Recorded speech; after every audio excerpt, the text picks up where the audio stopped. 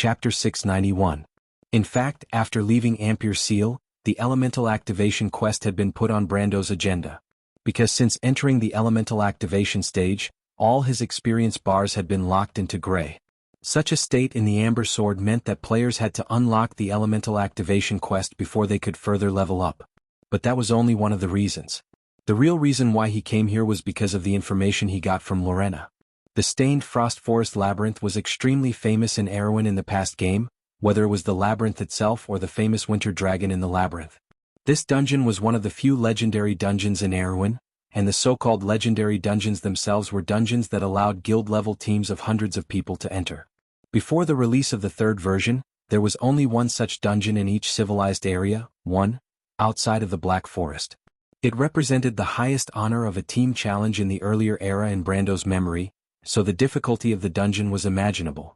Although Brando had long expected to meet the young dragon on the Falling Needle Hills Avenue, he didn't expect the opportunity to descend in front of him so soon. To be honest, if it weren't for the fear that Erek would really get the heart of the dragon in front of him, he really didn't want to go to the Stained Frost Forest Labyrinth so early. The Stained Frost Forest Labyrinth itself was a black forest in a civilized land, and it was almost of the highest level, a place where the laws were tilted. Or rather, the Twilight Scar, an existence similar to the Saint's Legacy and the Fairy Village, which were diametrically opposed to the Order. As a player of Erewhon, Brando was naturally very familiar with this dungeon. The existence of the Stained Frost Forest started in the era of the Twilight Battle. After the fall of Babel Fortress, the Frostweaver Milos fled south with the Myurnas. After 7 days and 7 nights of pursuit, the Alpha Wolf Ekis caught up with the giant god at the border of the Winter Kingdom, and then an earth-shattering battle broke out. It was written in the Pale Poem, Ekis bit Milo's neck and the giant father was torn apart. Its huge body seemed to turn into a brilliant star, falling to the east, north and south. The place where the giant star fell to the ground immediately ignited a raging flame, but the flame had no temperature but a rising ice flame. Legend had it that a fragment of the giant god Milos fell to the south and landed in present-day Viro, forming the eternal frozen Black Forest. Even if it was located in the central area of Marsh's blessed land, it could not be assimilated for a long time. In fact, in the game the Stained Frost Forest was almost the source of all the monsters and players' quests in Viro. Although Brando had a lot of friends in his previous life, he didn't join any large guilds before the fall of Erewhon. It was nothing more than a small group with a few seniors. A team like theirs naturally had no fate with a legendary dungeon like the Stained Frost Forest Labyrinth, but even so, they still experienced the perverted nature of this dungeon in the periphery. In his memory it was when the dungeon was first opened. All the players of Erewhon went to experience it, and their team was no exception. However, just like most players, a party like theirs had bumped into a huge obstacle before they even entered the dungeon.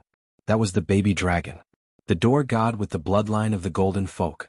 Because it liked the cold climate, it entrenched itself near the Stained Frost Forest and blocked all players who tried to enter the forest. To be honest, it was difficult for the average player to imagine the power of the Dragon Clan before that. And the game designer gave all players a chance to accumulate experience in this event. The so-called baby dragon. In fact, Brando also understood that Allah's was a ready-made example. Let the players of that era or even most of the players who had not yet elemental activation have to face a little female dragon, the consequences could be imagined. Brando didn't even want to recall the details of the battle because there were no details to speak of. To put it simply, we came, we saw and we fell. And this was just the old man guarding the door. Because of this, Brando urgently needed to activate his elemental activation first. Although the legendary dungeon represented the peak of team dungeon difficulty in an era, it had its limitations after all. Once the elemental activation was completed, the difficulty of the dungeon would naturally decrease geometrically. After all, it was a dungeon before elemental activation, and the design idea also had its limitations. While thinking about these trivial things, Brando walked to the center of the stone tablet array. In theory, once a player in the game walked to the center of the stone array, the quest system would immediately activate. Just like when he was in the Eternal Song Forest and the Forbidden Orchard, he immediately received a system prompt. But what made Brando slightly startled was that he waited for a little while. Except for the whistling wind in the mountains, the surroundings were silent. What's going on? Brando's heart began to panic. In theory, he had already touched the elemental wall. If he was an indigenous person, he should have already activated his elemental activation without even needing a quest. Because for the indigenous people, elemental activation was almost synonymous with elemental activation, and the rest was just the accumulation of attributes and experience. But to say that his attributes should have already been enough or even exceeded it, and his experience had already been locked. This should be a sign of preparing to unlock the elemental activation quest in any way. But the problem was, he had never heard of a player who could not receive a quest in the stone array after meeting all the conditions. Moreover, there was no second way to obtain the elemental activation quest in the game. The cold wind in the mountains blew, and in just a moment Brando's forehead was already covered in cold sweat.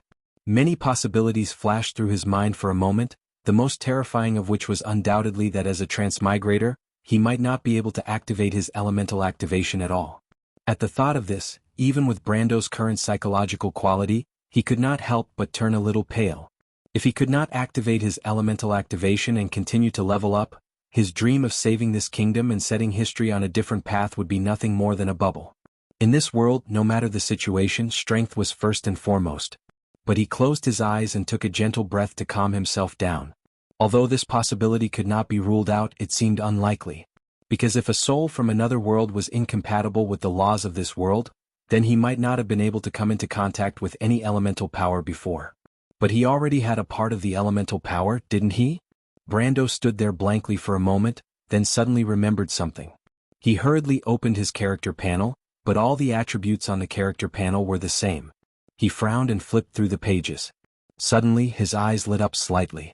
His gaze stopped on the character log. At the bottom of the log, there was a line of small green text. Authority unlocking conditions not met. Authority unlocking conditions not met? Brando saw this line of text and froze for a moment. What kind of hint was this? Authority unlocking conditions not met? He knew very well that all his conditions should have met the criteria for elemental activation. There was no way that the unlocking conditions were not met. What the hell is going on? Brando couldn't help but frown. Could this be the legendary bug? However, this question seemed a bit ridiculous. Not to mention that the chances of encountering a bug in the Amber Sword were almost lower than being struck by lightning. And even if he encountered a bug now, where would he go to find the game manager to solve the problem? Brando couldn't help but feel a headache when he thought of this problem. He couldn't help but knock on his head and began to calculate the differences between himself and the average player. The biggest difference was nothing more than two. One was his own elite template, and the other was the Planeswalker system. But the elite template also existed in the game, and it didn't seem to have much to do with the elemental power and the laws themselves. He first ruled out this possibility, but the remaining Planeswalker system gave him a headache. To be honest, although the Planeswalker system had always been his biggest reliance, he had never figured out the thing itself. How did it come about? Did it also exist in the game? What was the principle of its operation? Brando only learned a few words of information from Tumen, the Stag Banshee, and Saint Tassol. Although part of this information explained the history and origin of the Planeswalker, to be honest, the three of them probably didn't know where the Planeswalker came from. Not to mention figuring out the principle of its existence. He thought for a while but couldn't figure it out. But when he thought of the name Saint Tassol, he finally remembered that there was another existence in his body that knew about the Planeswalker just like him. He hurriedly called out in his heart, "Lord Saint Tassol." Woo woo woo woo. A confused voice was heard. The voice seemed to hesitate for a moment, then suddenly became clear. "Brando? Didn't I say I need to catch up on sleep at this time every day?" There was a hint of sternness in the voice. Brando hurriedly coughed. The legendary Great Sage was not a good-tempered existence, especially when this elf had repeatedly warned him not to disturb her to catch up on sleep. According to her own words, lack of sleep was the #1 enemy of beauty. But with Martha above, the heroic spirit didn't seem to need to care about this. Of course he wouldn't unwisely say this out loud. He could only smile and say, "Lord Saint Tassol, I have encountered a little trouble." Little trouble? The Wind Empress voice was startled. She had accompanied Brando for a long time, and she rarely heard him talk about his troubles. She pondered for a moment and asked, "Is it about the Planeswalker?" Brando was really shocked by this elf. "How did you know?" "Humph," the Wind Empress lightly snorted. "You are a freak. You have a lot of knowledge that even I don't know. It seems that the only thing that can confuse you is the inheritance of the Planeswalker." She paused for a moment and continued, "Tell me, what trouble have you encountered?" Brando hurriedly explained his predicament. Of course he skipped the part about the elemental activation task. After all, it was really difficult to explain. It was like trying to explain to the Shire what a cabbage that didn't exist in this world was. He changed to a more euphemistic way and told the Wind Empress that he had encountered a little trouble on the road to elemental activation. You mean you can't touch the elemental wall, maybe because you are a planeswalker? The Wind Empress quickly listened to Brando's explanation, but immediately asked, "Why haven't I heard of the Darkness Dragon Odin having this problem?" "How would I know?"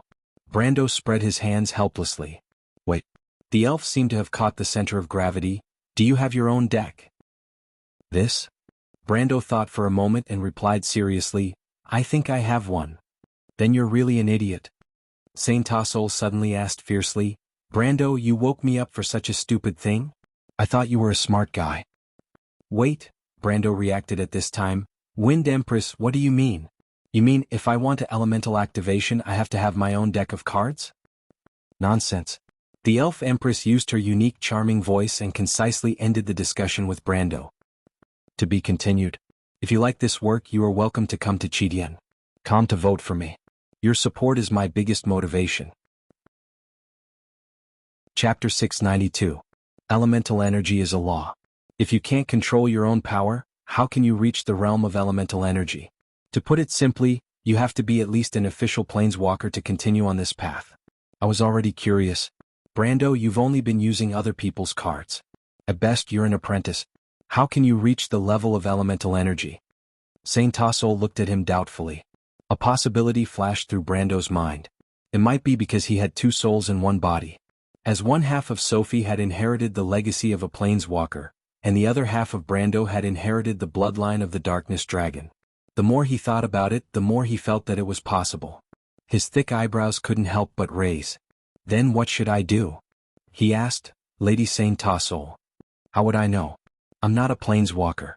The elven lady shrugged and glared at Brando. "But you, as an apprentice of a planeswalker, why do you always act like a dabbler? Do all planeswalkers teach their apprentices like this? No wonder there are fewer and fewer inheritors of this legacy." Brando didn't know whether to laugh or cry. When he first opened the elemental pool, Tumen only told him the origin of this legacy and the history of how the Matatanians used this ability. Now that he thought about it, time was tight at the time. The Elemental Emperor might have only taught him a rudimentary skill to deal with terse pursuit. After all, he had to be alive to have the possibility of learning future knowledge. Later, in Kelsey's tomb, the dear Demoness taught him advanced combat skills. Although she also talked about the importance of pursuing one's own power, she didn't go into too much detail. In the end, it seemed that the Wind Empress wasn't wrong. On the path of a planeswalker, he looked like a dabbler no matter how he looked at it. But Brando thought for a moment and said, "Well, actually I'm not completely clueless. Yes. Tumen once told me, perfecting the rules of the world begins with the creation of your own basic deck. He said, actually, from the moment you come into contact with the first card of fate, you have already revealed your own deck. My deck is Tyrant of all classes." Brando said the term awkwardly. Fortunately, the Wind Empress did not notice it at all. She only looked at Brando with a deep gaze. "So your inheritance came from that guy?" Brando nodded. "It seems that I have misinterpreted his meaning. I opened the path of a knight from the very beginning, but after that, I didn't continue on this path. Instead, I blindly enriched the world. Are you able to recognize that now?" The Wind Empress raised her eyebrows slightly. "It seems that you should have noticed something after I used that shameless woman to talk to you, right?" Brando was sweating profusely. Of course, he knew that the shameless woman Saint Tassol was talking about was the dear Demoness Elaine. He coughed and said, "More or less, so I have a rough idea of how to become an official planeswalker." "What do you plan to do?" Saint Tassol asked. Brando was silent for a moment. Although this was a decision he had made long ago during the Battle of Ampere Seal, when it really came down to it, he was still a little unwilling. After all, it was a very painful thing to give up the power that he had already obtained. But one path could lead to the highest peak, and the other path had already reached the peak. Brando knew what he should choose. "I think now I want to go back to the original path. I want to become an apprentice again and then form my own law." "I see." The Wind Empress had a slightly appreciative look in her eyes. "It seems that you are still the Brando I know. You have not been blinded by power." She paused and asked, "So, do you plan to do it now?" "Of course, Freya is still waiting for me up there." Brando replied, and then he waved his hand. At that moment, it was as if a world as deep as the universe had formed behind him. This scene was exactly the same as when Brando met Tumen that day, but his world was far less stable and vast than the Elemental Emperor's. It was as if it could envelop the entire world. Countless colorful lights flew out from this world. Silver Card Unicorn Knight, Medisha. Island Mage the Shire. Holy Archangel. Sunblade. Golden Battle Flag. One by one the cards that belonged to him appeared in front of him. They were arranged in an orderly manner like stars. And further away in Castle Abes in the Gars River, in the forests of Port Gris and the Maxon area. The apprentices in the Mage Tower suddenly realized that the Shire on the podium had disappeared without a trace. The tree elves who were talking to their commander lost sight of the Silver Fairy Princess in the next moment. Mephistopheles realized that Andrique in front of him was turning into nothingness. As soon as he stood up, he disappeared with the vampire's daughter in front of everyone's eyes. And everywhere in Abes, the mercenaries of Lopez became transparent one by one. They looked at each other and then seemed to melt under the sun. Echelonious spell weavers, glorious trumpeters, fireclaw lizardmen. The contractors who responded to Brando's summons gathered in front of Brando at the same time. Brando looked at them one by one. The Shire and Medisha, although they were on the cards, they were so lifelike that it was as if they could feel his gaze. And behind Brando, a small world formed by the Sacred Tree secret grounds, the market of the Shire of Ro, the Ruggen Swamp, the Ember Volcano, and the Storm Nest were floating in the void. This small world seemed to represent all of Brando's power. Saint Tassol the Wind Empress looked at this scene silently. She couldn't help but sigh in her heart. This was the power of a planeswalker. Even though he was just an apprentice, he had already mastered the core rules of this world, having his own world. And going one step further, they would truly become the masters of the world. Sometimes she didn't understand why there were planeswalkers in this world. They seemed to be outside of Martha's rules, but they didn't attract the attack of Martha's Tiamat law. Their identities and origins were an eternal mystery. What was the meaning of their existence? She squinted at all of this. But Brando had already made his final preparations. He waved his hand. The small world shattered with a bang. He frowned slightly. It was as if he could see his elemental pool collapsing into nothingness. The power of countless elements mixed together and converged into a point, as if it was the center of the universe. But in the darkest depths, energy, time, and space converged into a point, nurturing infinite power. All of the cards scattered in the air like trash. My lord, quickly stabilize your power. You can't control us anymore. Medisha's voice came from the air. My lord, stay calm. This was the Shire's words. I believe in you. Brando nodded. He stretched out his hands, and the deep space behind him seemed to be expanding infinitely, forming a universe that was being nurtured anew. He said calmly, I rule that this law will be born from this. The glorious knight trekked through the wilderness of Libusa with a bugle flag in his hand. The wind and dust didn't stain his determined face. His will was as tough as a blade. This is the Knight of Fran, glorifying him and his followers with holy power. He should first have a territory, Brando said. The Shire's market fell into his hands like gold falling from the sky. It fell into the dark universe and immediately formed a prosperous land. Plants grew luxuriantly on the golden soil. First, meadows grew out of the soil, then trees grew branches, and in the blink of an eye, green trees grew into shade. Then the migrating travelers came, and humans cut down trees to build a city. In the blink of an eye, a small town full of traffic appeared in front of Brando and Saint Tassol. Then the gem plain formed a rich land in front of the town. The water gurgled as if it could bring wealth from the distant sky. The nest of storms formed the background and the distant mountains stretched. This scene seemed familiar, but it was particularly different for Brando. Presumably, with the power given to him by Tumen, he had finally arrived at the call of the power of the law. It wasn't a world created by the planeswalker himself. It was Martha's approval. Brendel's heart trembled. What he said was Fran's knight. His favorite knight in the Amber Sword was different from other knights who were either good at defense or good at offense. Fran's knight had a balanced ability to attack, retreat, and defend. He also had divine abilities.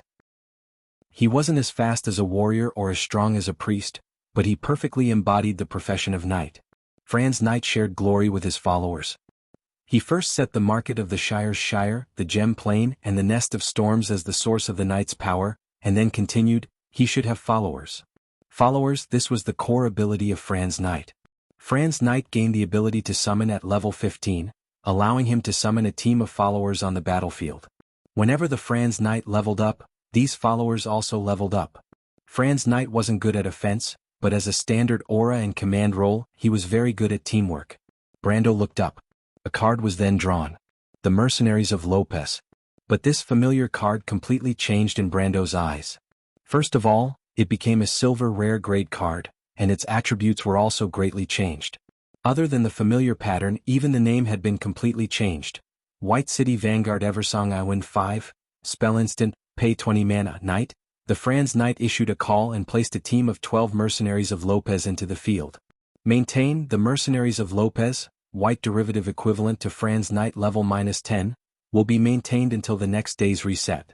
Since the 172nd year of the First Era, the Mercenaries of Lopez have been known for their bravery and outstanding loyalty. Although this card was chosen by Brando himself, when he saw this card, he couldn't help but blurt out. He stared at the pattern on the card. The images of the Nightsong Tiger and Falerne sisters were very clear, but this card was obviously no longer the Mercenaries of Lopez.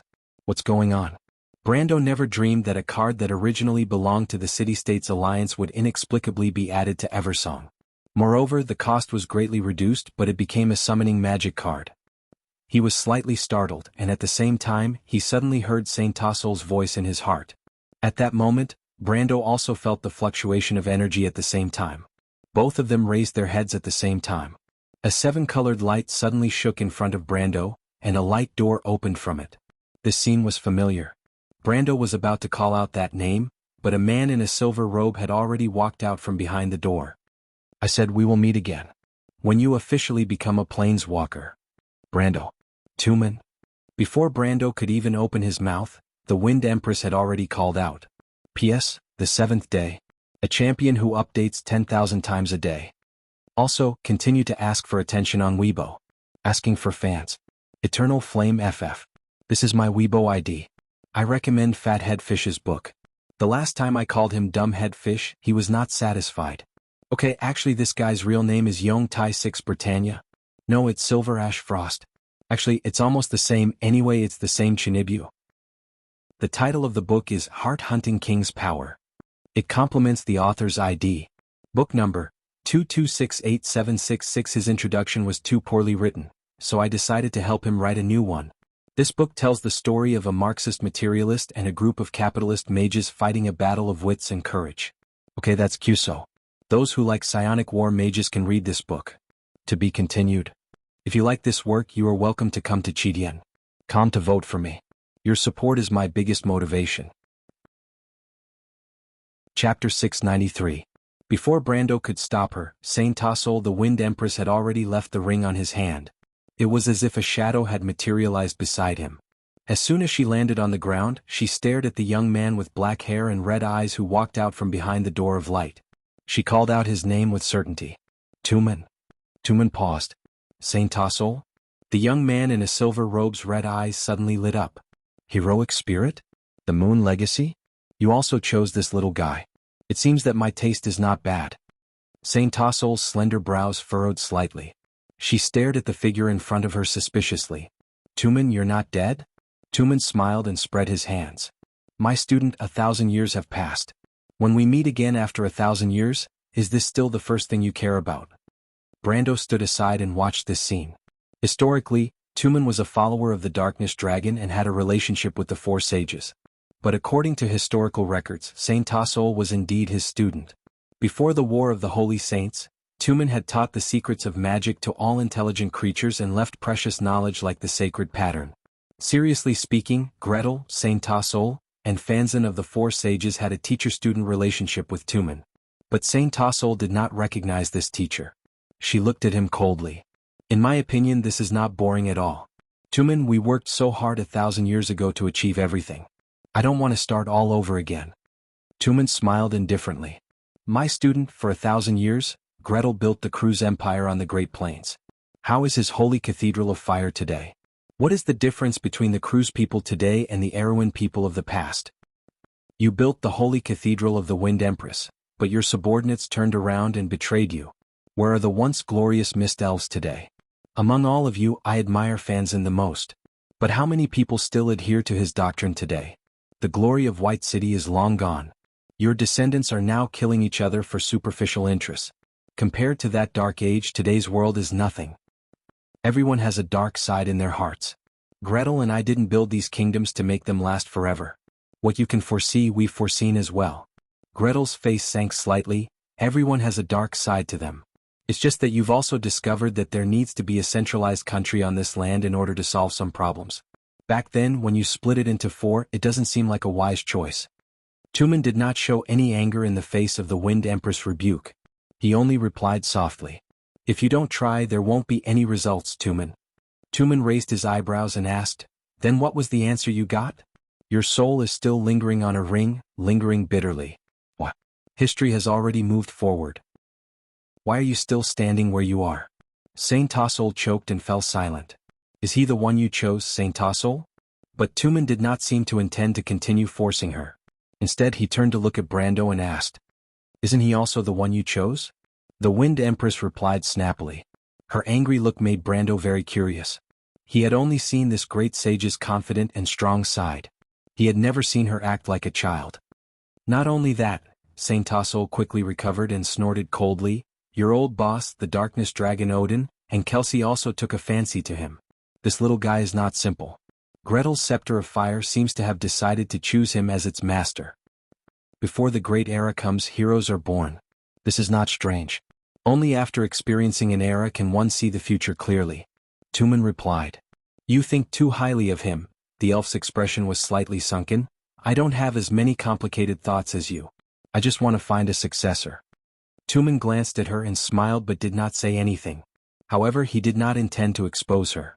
Instead, he looked at the newly born thin world of laws behind Brando. Around Brando, the cards of fate that belonged to him floated in the air and formed a circle. Ever since the Knight class was established, the world behind him had stabilized. The cards of fate that were originally scattered around no longer showed any signs of escaping his control. Brando, you reached this step faster than I thought. I thought you would need at least some time to understand the true meaning of power. Tumen could not help but praise after watching for a while. Hearing Tumen's words, Brando could not help but blush no matter how thick-skinned he was. If not for the dear Demoness telling him the true meaning of a planeswalker's power, he would probably still be addicted to power that did not belong to him. Saint Tossol clearly knew the inside story and could not help but snort softly. You flatter me, Lord Tumen. I have only recently understood these principles. Brando sighed. In fact, he really understood the unreliability of power that did not belong to him in the Battle of Ampere Seal. The experience of being pulled into the ultimate realm in the battle with Williams and almost being completely overturned was still vivid in his mind. It seems that you have encountered a lot of things. Tumen smiled gently, but these are not bad things. Whether the results are good or bad, the value of experience is the same for anyone. Moreover, it seems that you did not suffer much in these incidents.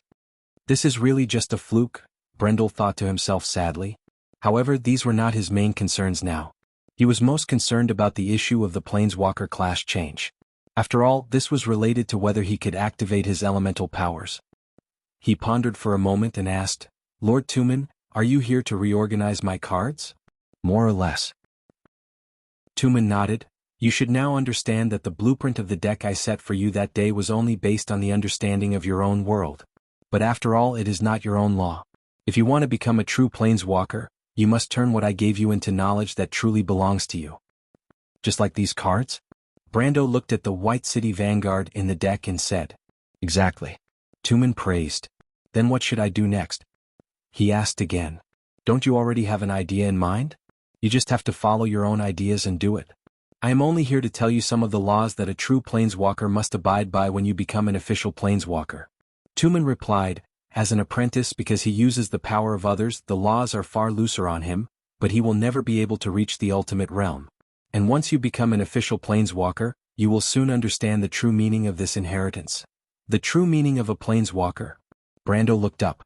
Just like what Tumen had said, ever since the battle in Ampere Seal, he had thought about his own deck countless times and now he had a rough framework. Although it was not to the extent of being detailed to every aspect, it was no problem to create this deck. So Brando nodded and said aloud, What belongs to a knight belongs to a knight. As soon as his voice fell, a silver light flashed in mid-air, and the cards fell one after another. As soon as the sun blade fell, it immediately turned into a silver hymn. In the Amber Sword, hymn was a basic skill of the Fran Knight. This was a special buff skill. It allowed the Fran Knight to sing him on the battlefield to destroy the undead and monsters, and at the same time generate a shield to resist black magic damage on his allies. This brand new card in Brando's eyes looked like this. Him Evernight I Light 2, spell, pay XMP Knight lower level, the Fran Knight sings him, dealing X points of damage to non-white creatures, monsters, undead. At the same time, place X counters on each friendly creature, and remove 1 counter for each point of damage from black spells. O glorious holy temple, look at the pure white flames descending from the heavens, covering the army like a pair of wings. Then came the parallel charge, which became the group charge of the Fran Knight. Group charge Evernight IV Earth 2, spell, pay 1 glory. The Fran Knight allows his followers to gain the group ability. Maintain. The group charge will be maintained until the reset time of the next day. I saw it with my own eyes. The Sabri people charged with a scream, and an army of tens of thousands collapsed in front of them, Baron Vassar and Caden. Group ability, when creatures with the same ability within a certain range receive a 1% damage bonus. For every additional creature with this ability, the damage will increase by an additional amount. Next was the Golden Battle Flag, Silver Colt, and Holy Sword. They became Encourage, Cavalry Readiness, and Heaven's Armor respectively. Encourage Evernight V-Light 5, spell, pay half MP Knight. The Fran Knight encourages all allies to level up, current level +5. Maintain. Encourage will be maintained until the reset time of the next day. My glory is your glory. Cavalry Readiness Evernight VI Earth 1, spell, pay XMP. The Fran Knight allows X followers to become cavalry. If they are already cavalry, they will receive the ability to fly. Maintain. Cavalry Readiness will be maintained until the reset time of the next day. Banners like the sea, spears piercing through the forest, the knight is ready to go. Heaven's Armor Evernight VI Light 4, spell, pay XMP. The Fran Knight summons X number of holy swords from the sky to attack the enemy, dealing 5 points of damage. When the light of judgment plows through the battlefield, the undead army is reduced to ashes. To be continued. If you like this work, you are welcome to come to Chidian.com to vote for me. Your support is my biggest motivation. Chapter 694. Y-Town Vanguard, Holy Song, Group Charge, Encourage, Cavalry Readiness, and Heaven's Armor. 6 cards fell into Brando's hand and stacked together. Brando withdrew his hand, and all the cards turned into countless white mysterious runes and lines of law that merged into his chest. Seeing this, Tumen could not help but ask, "Isn't 6 cards too little for a single deck?" Brando smiled confidently, then shook his head. "Interesting, I think I understand what you're thinking." The Elemental Emperor from the era of the War of the Holy Saints pondered for a moment, then said, "You want to put the abilities of every profession in the world into your deck, combining them into one, and use the cards of fate to simulate completely different power systems. Good idea. But there are many kinds of professions in Wond. Can you use cards to simulate all of them?" Of course, Brando had already considered these questions and he replied confidently, "Wond has experienced thousands or even tens of thousands of years of history, and thousands of professions have evolved. Even different inheritances of different organizations can evolve into 2 completely different professions. For example, the Wind Elf Star Knight and Steel Scale are both inheritances of the Star Inheritance, but the skills they master are completely different." However, he changed the topic. "The root of the problem is that the power system on the continent of Vaunt can only be divided into 12. Among them, the professions that pursue the limits of battle skills and explore their own potential are divided into 2. Warriors, mercenaries, swordsmen, and even the noble knight can be classified into one of them. Archers and assassins, who pursue lightness and agility, are on the other side of the scale. There are also wizards who explore the mysteries of the law, such as law wizards, flux mages, and charm warlocks. Then there are the rulers of the elements, elementalists. You must be familiar with this profession, Emperor. Next, there are warlocks, witches, necromancers, and followers of chaos who control chaos and dark magic. They are the best of the best. Then there are those who control the balance of nature. Druids and tree herders are mortal enemies, but they are born from this. Then there are Alice and Helene, the beloved of the twin goddesses, those who interpret fate, and astrologers are the representatives of this. Tumen's eyes lit up when he heard Brando's explanation of the professions. It was the first time in 1,000 years that he had heard someone divide the power system of the continent in this way. And the more he listened, the more he felt that Brando's words made sense. Not only the Elemental Emperor, but even Saint All could not help but listen to him. Legend had it that an era ago, before Ababel Fortress had fallen, and the Grand Library was still well preserved with information from the era of the divine people. People had indeed divided the power of the world into several systems. But after the disaster, all knowledge and these precious documents were lost their whereabouts. Tumen listened carefully to Brendel's explanation and increasingly felt that this might be the truth. He could not help but narrow his eyes. He did not understand why this young man in front of him could see the essence of power so clearly. Of course, the Elemental Emperor perhaps. What Brando was talking about was actually the introduction to the Amber Sword's power on the official website. If there was anyone who was not clear about this introduction, it would probably be those who had never played the game.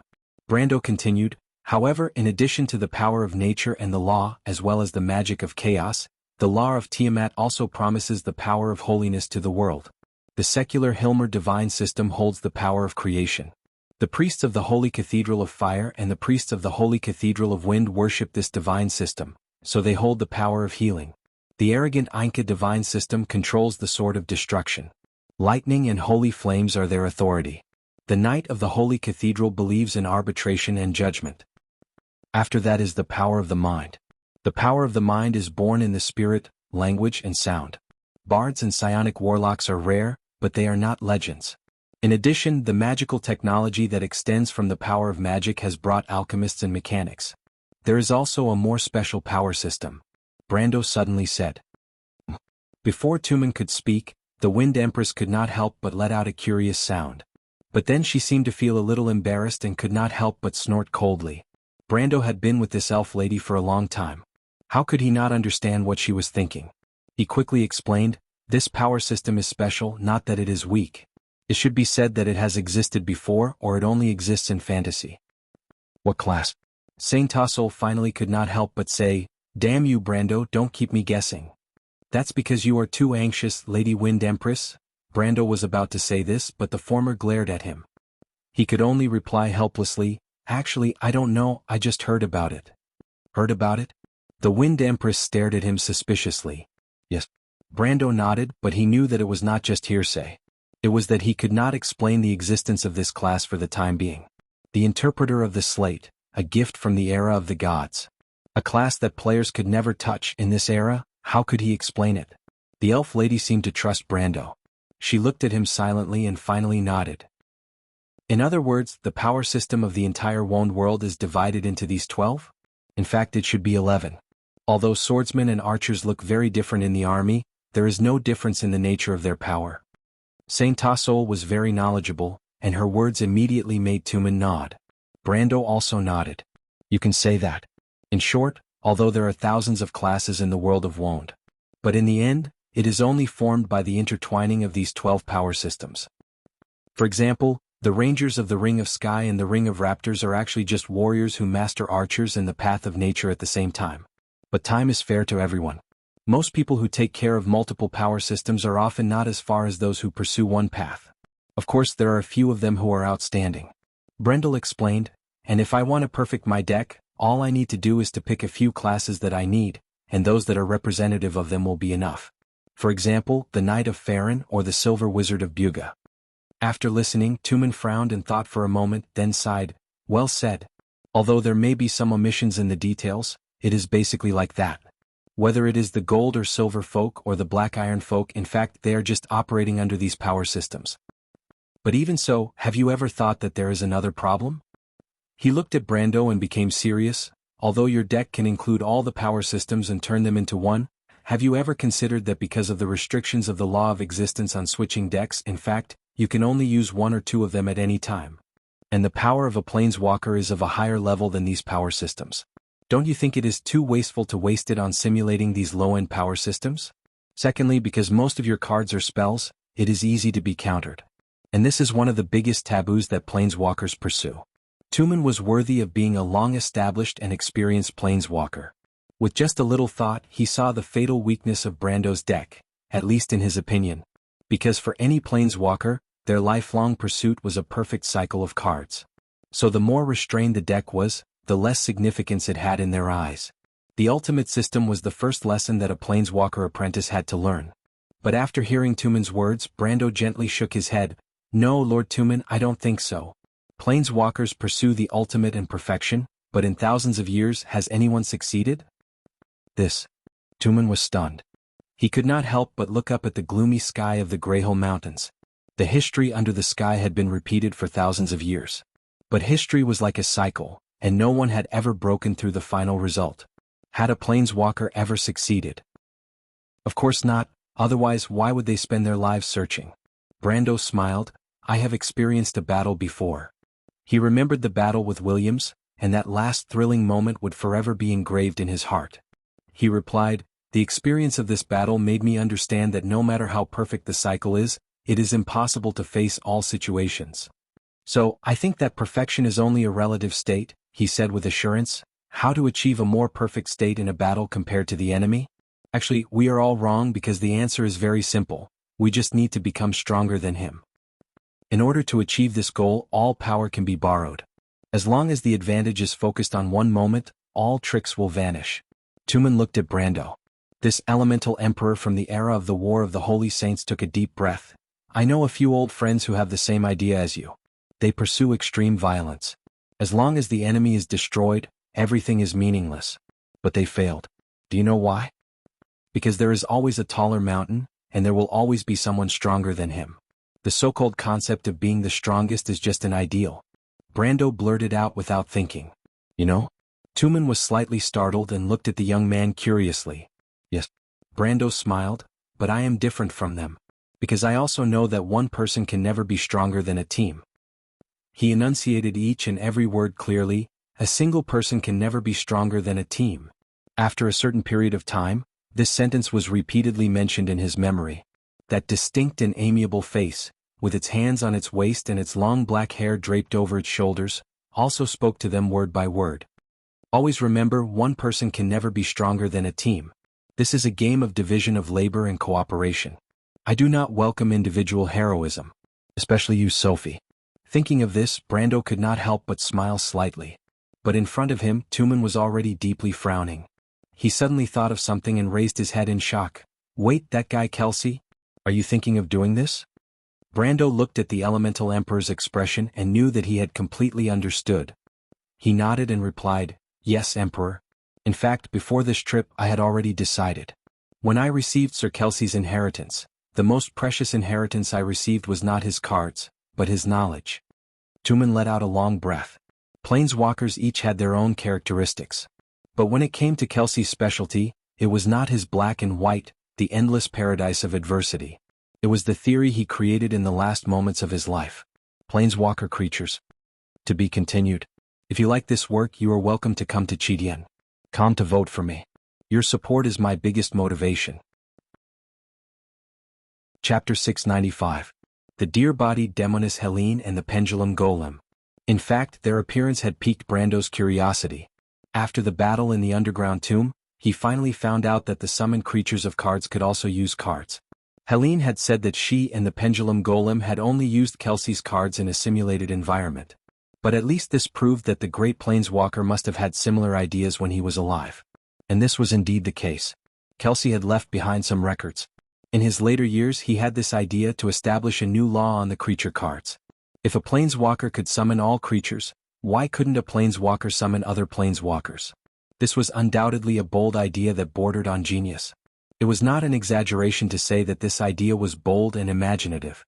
And the craziest thing was that Kelsey had succeeded. Or rather, he had succeeded in some sense. He first reassembled the deer-bodied demoness and the pendulum golem, two of the strongest cards he had, and the ones he had the deepest feelings for. It could be said that Helene and the pendulum golem were his first experimental subjects. This experimental subject was not perfect, but it gave Kelsey a direction. But it was a pity that this great genius, or rather madman, could not complete his idea. Before he could create a perfect summoned creature, an unknown danger from the underground of Tanajul erupted. He and the Witch Empress chose to use their lives to seal the entire tomb. They also sealed his life's work within it. And this record was eventually passed to Brando by the deer-bodied demoness. In fact, what Brando obtained was not the complete idea, because even Kelsey did not have the time to perfect it. What was left to him was only a record full of flaws. But this was enough. Just like Brando's idea, it did not need to be perfect, but as long as it could be used to its fullest potential. With the experience of his previous life, It was not impossible for him to create the strongest deck of cards that belonged only to him. You want to summon a planeswalker creature? Tumen looked at him and asked nervously. Brando nodded. Tumen immediately put on a serious expression and asked, but do you know that Kelsey's method is not perfect? After all, a planeswalker has a special authority. He is above all the power systems you mentioned. His method of summoning a planeswalker creature is actually a compromise. I know, Brando replied. Master Kelsey actually shared his authority as a planeswalker so that his summoned creatures would have the same power as his own. There are two problems. First, the sharing of the authority will reduce the limit of the planeswalker's card deck. Second, the summoned creatures will have the same authority as the planeswalker, so they can turn against the planeswalker at any time. Brendel was actually a person who was keen on seeking victory in the midst of danger. He was completely different from those who were cautious and meticulous in their actions.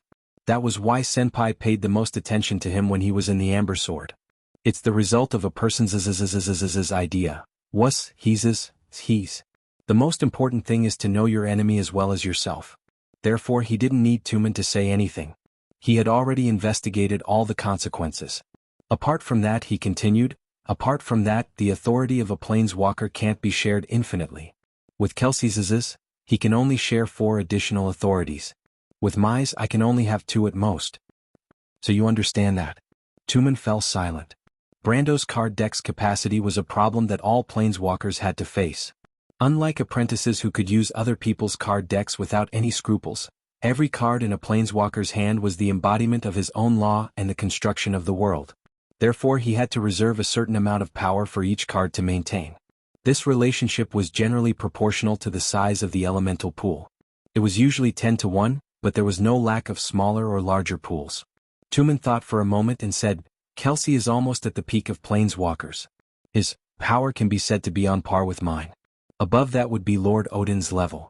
Since ancient times, there have only been 2 or 3 people at that level. That is to say, even if you consider going down this path, you can only have 4 or 5 planeswalker creatures at most. Also, you have to consider carefully. These planeswalker creatures themselves have a lot of drawbacks. I've thought about it, Lord Tumen. Although I still thank you for your reminder, Brando smiled, I think this is my best choice.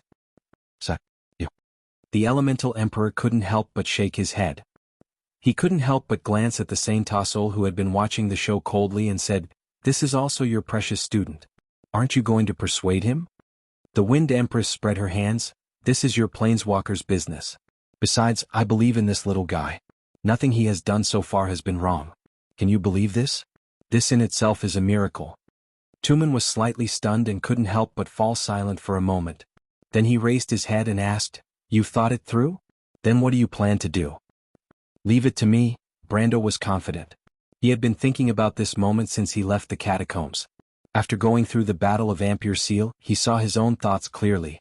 Moreover, he was hiding a secret that he couldn't tell anyone. He only hoped to verify his conjecture. If it was true, then his path as a planeswalker in the future would be unimaginable. I want to first confirm the core card of the Night deck. First, I need to reshape my elemental pool and card library. Tumen nodded.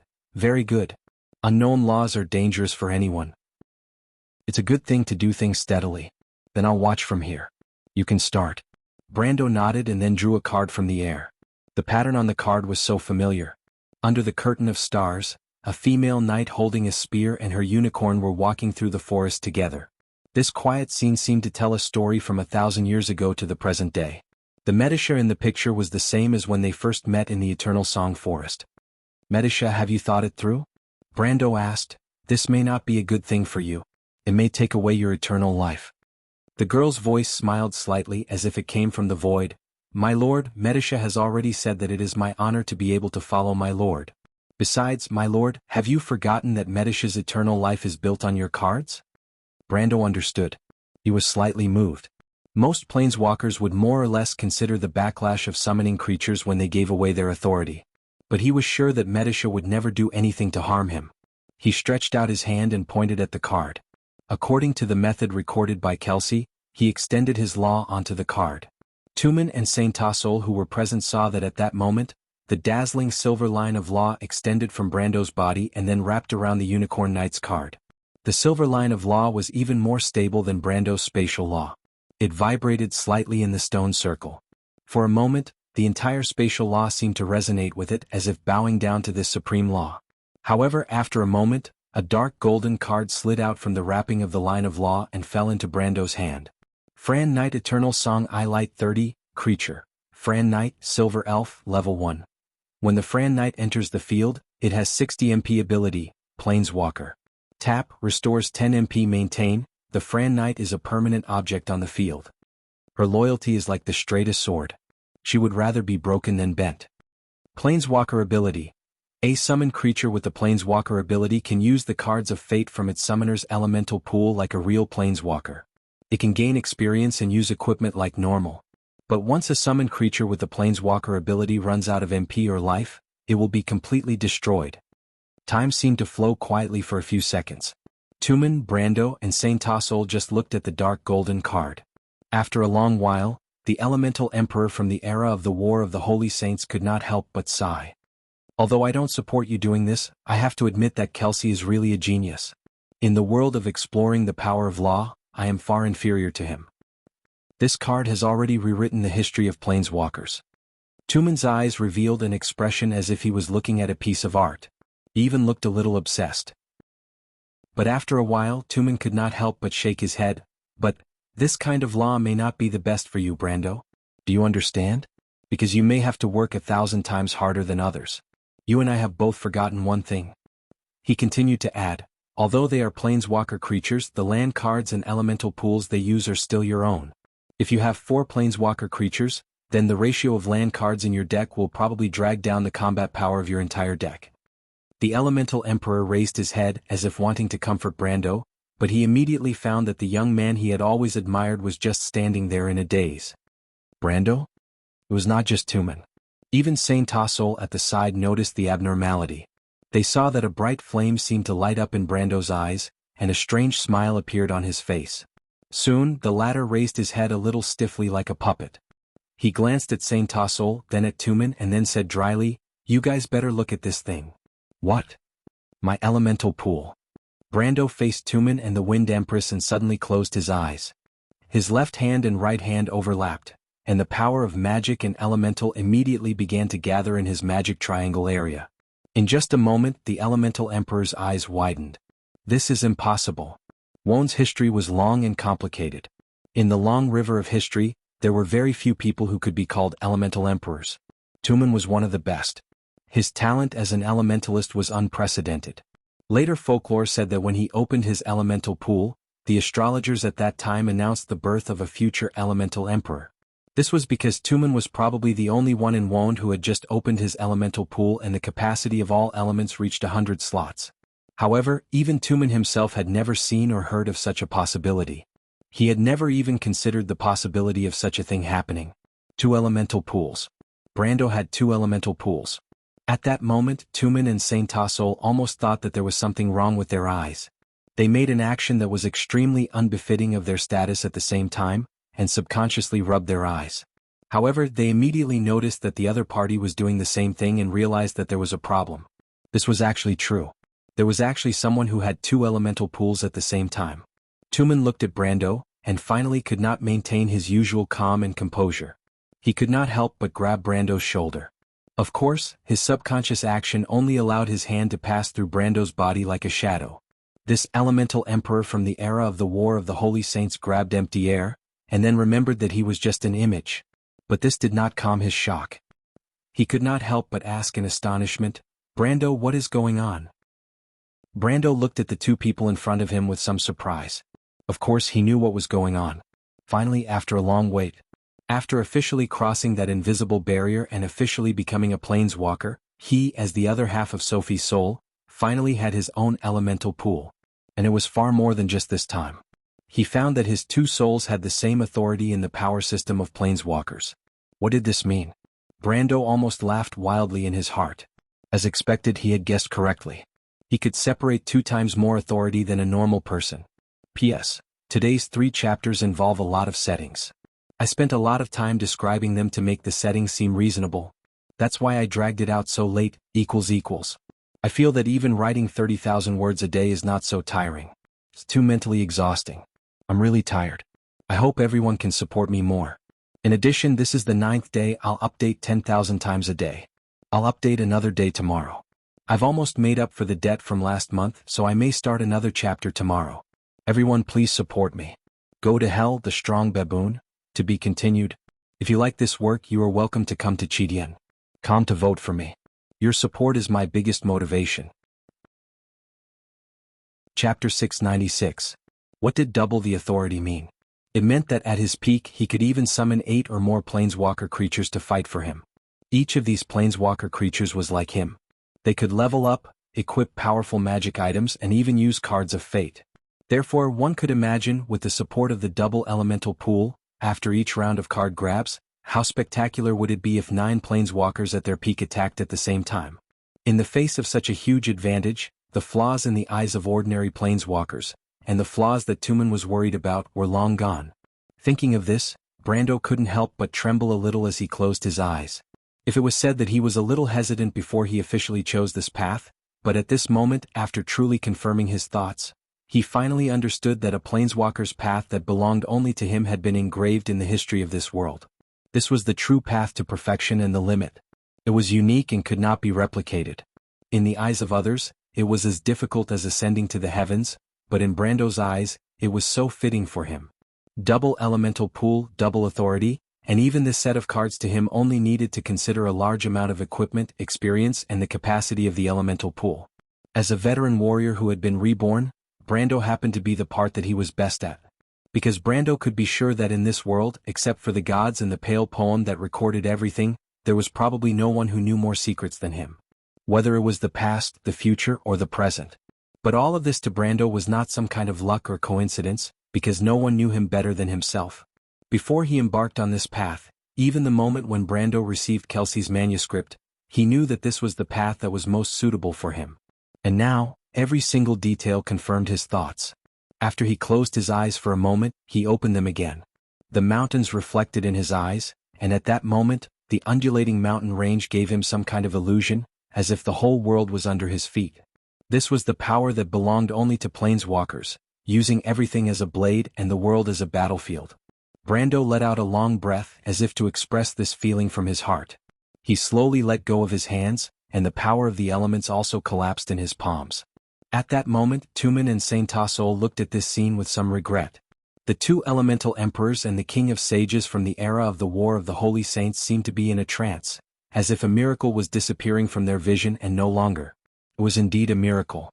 But compared to Tumen and Saint Tassol's judgment, the way Brando saw the miracle was more direct.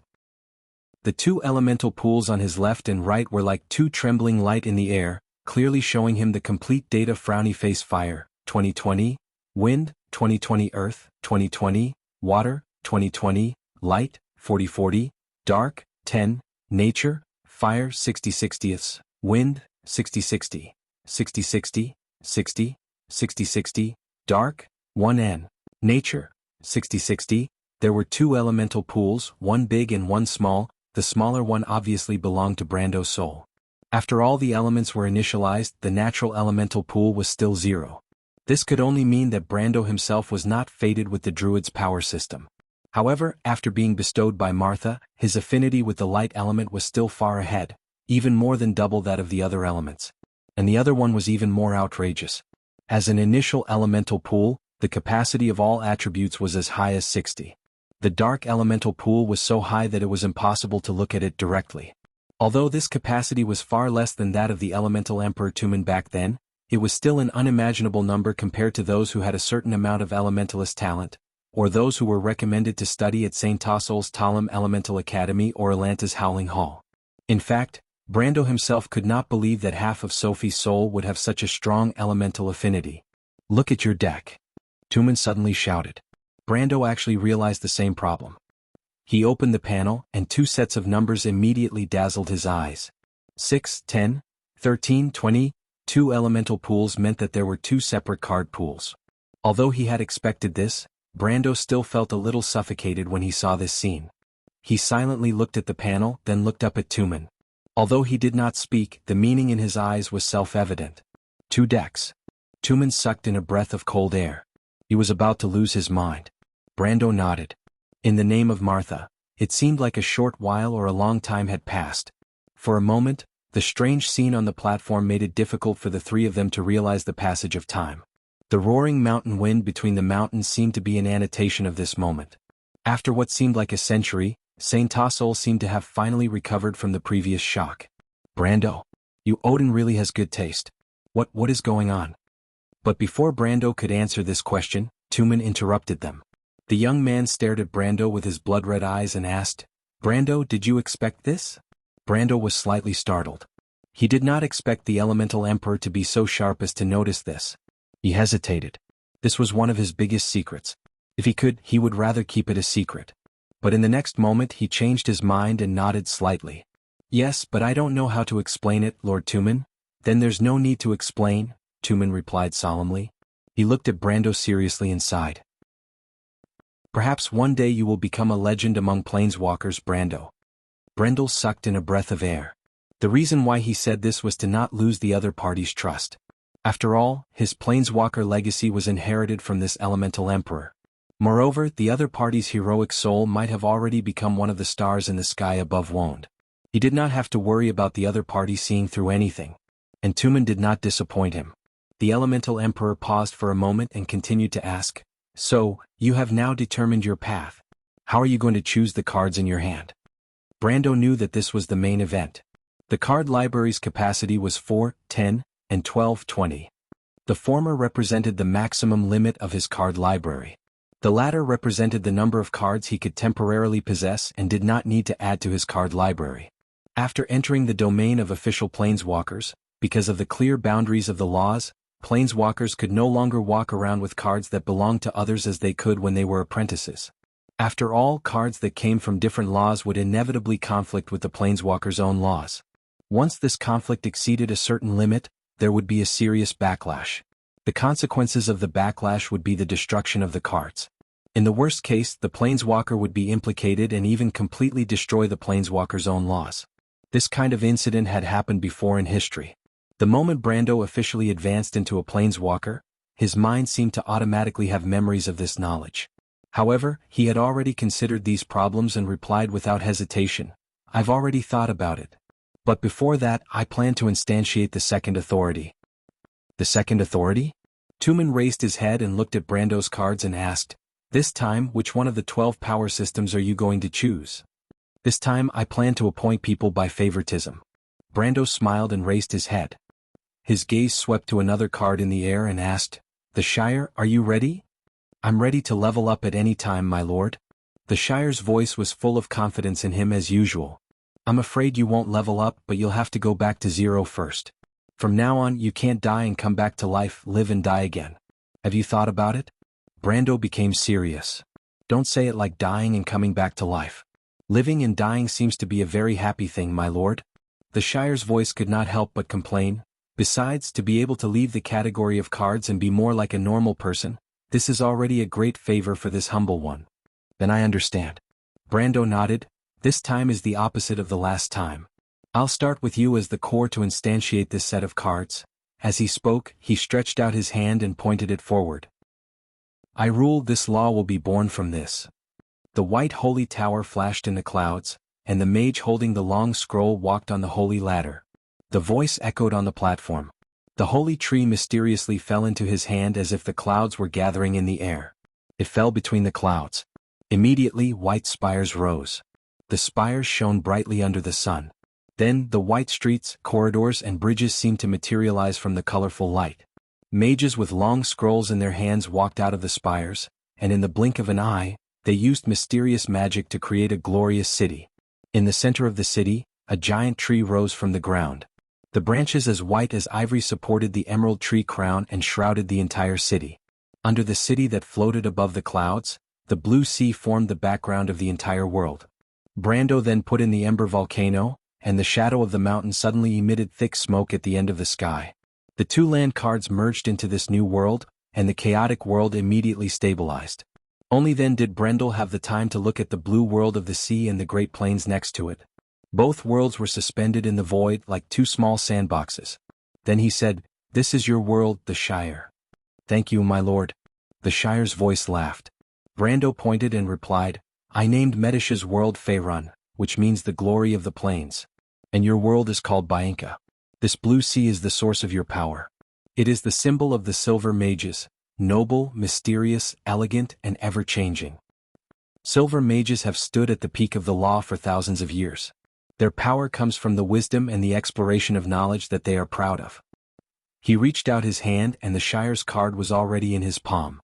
Silver flames seemed to be burning on the card. After the flames burned, the dark gold color of the card was revealed.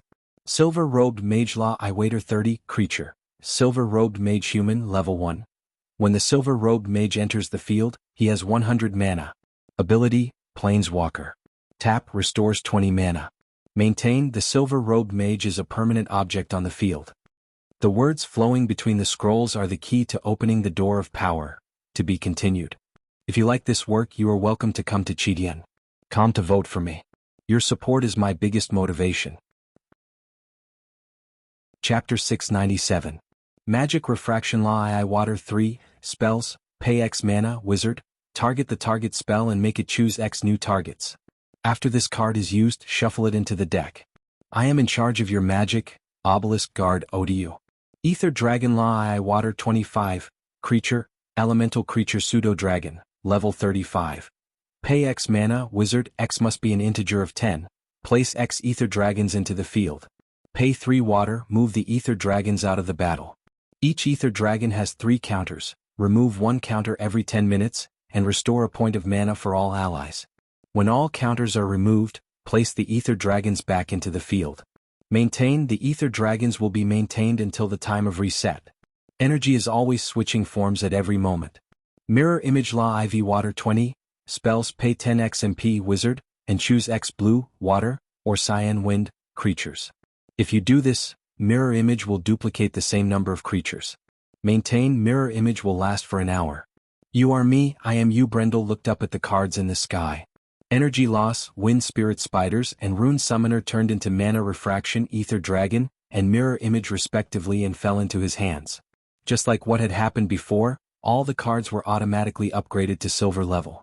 Putting away these cards, Brando only had 3 empty slots in his deck, barely enough for him to build another deck. He looked at the cards floating in the air and had a plan in mind. A complete team in addition to a knight and a wizard, naturally needed a healer. Although there was Maria in the territory, the fiancée of Carglass was too weak, and as for the other priests of the Holy Cathedral of Fire, he might not be able to trust them. Therefore, using the cards of fates to build a priest profession was, in fact, an urgent matter for Brando. He drew a card from the air. Originally, the most suitable Planeswalker card for a priest deck was undoubtedly the Pristine Archangel, but considering that it was a permanent calling card in the field, it was a bit too ostentatious to parade around with a winged birdman. After some thought, Brando chose the Radiant Trumpeter from Pure Heaven. He wasn't familiar with that set of cards. He hesitated for a moment before asking, "What is your name?" "My name is Hippamera, Master Planeswalker." A gentle girl's voice replied. "All right, Hippamera, are you willing to give up your immortal body and become a Planeswalker?" Brando asked. The voice in the card paused for a moment before asking in delight, "Can I?" "As long as you're willing."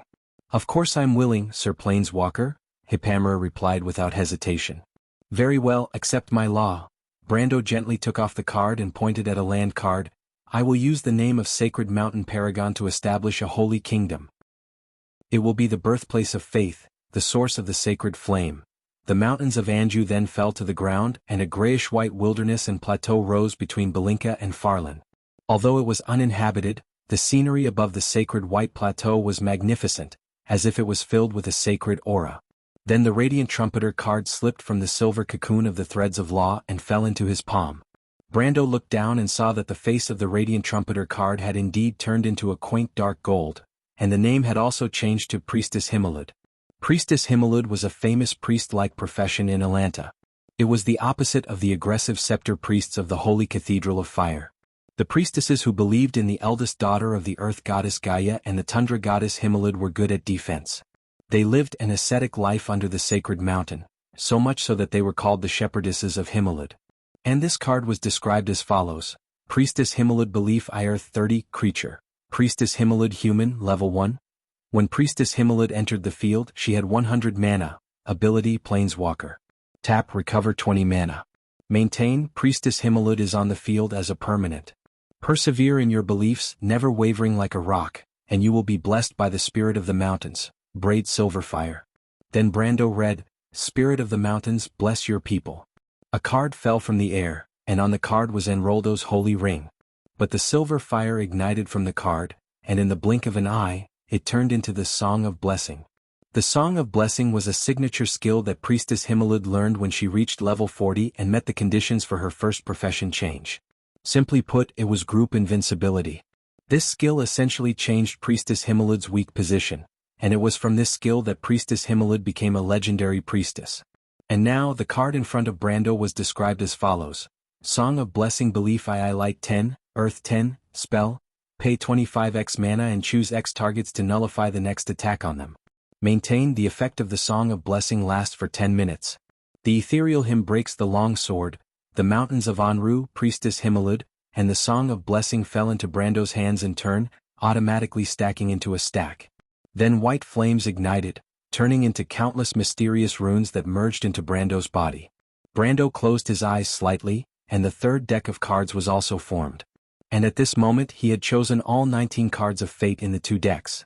But there were still a large number of cards floating in the air, and Brando had to choose 30 of them to keep, and the rest could only be left to dissipate into the void.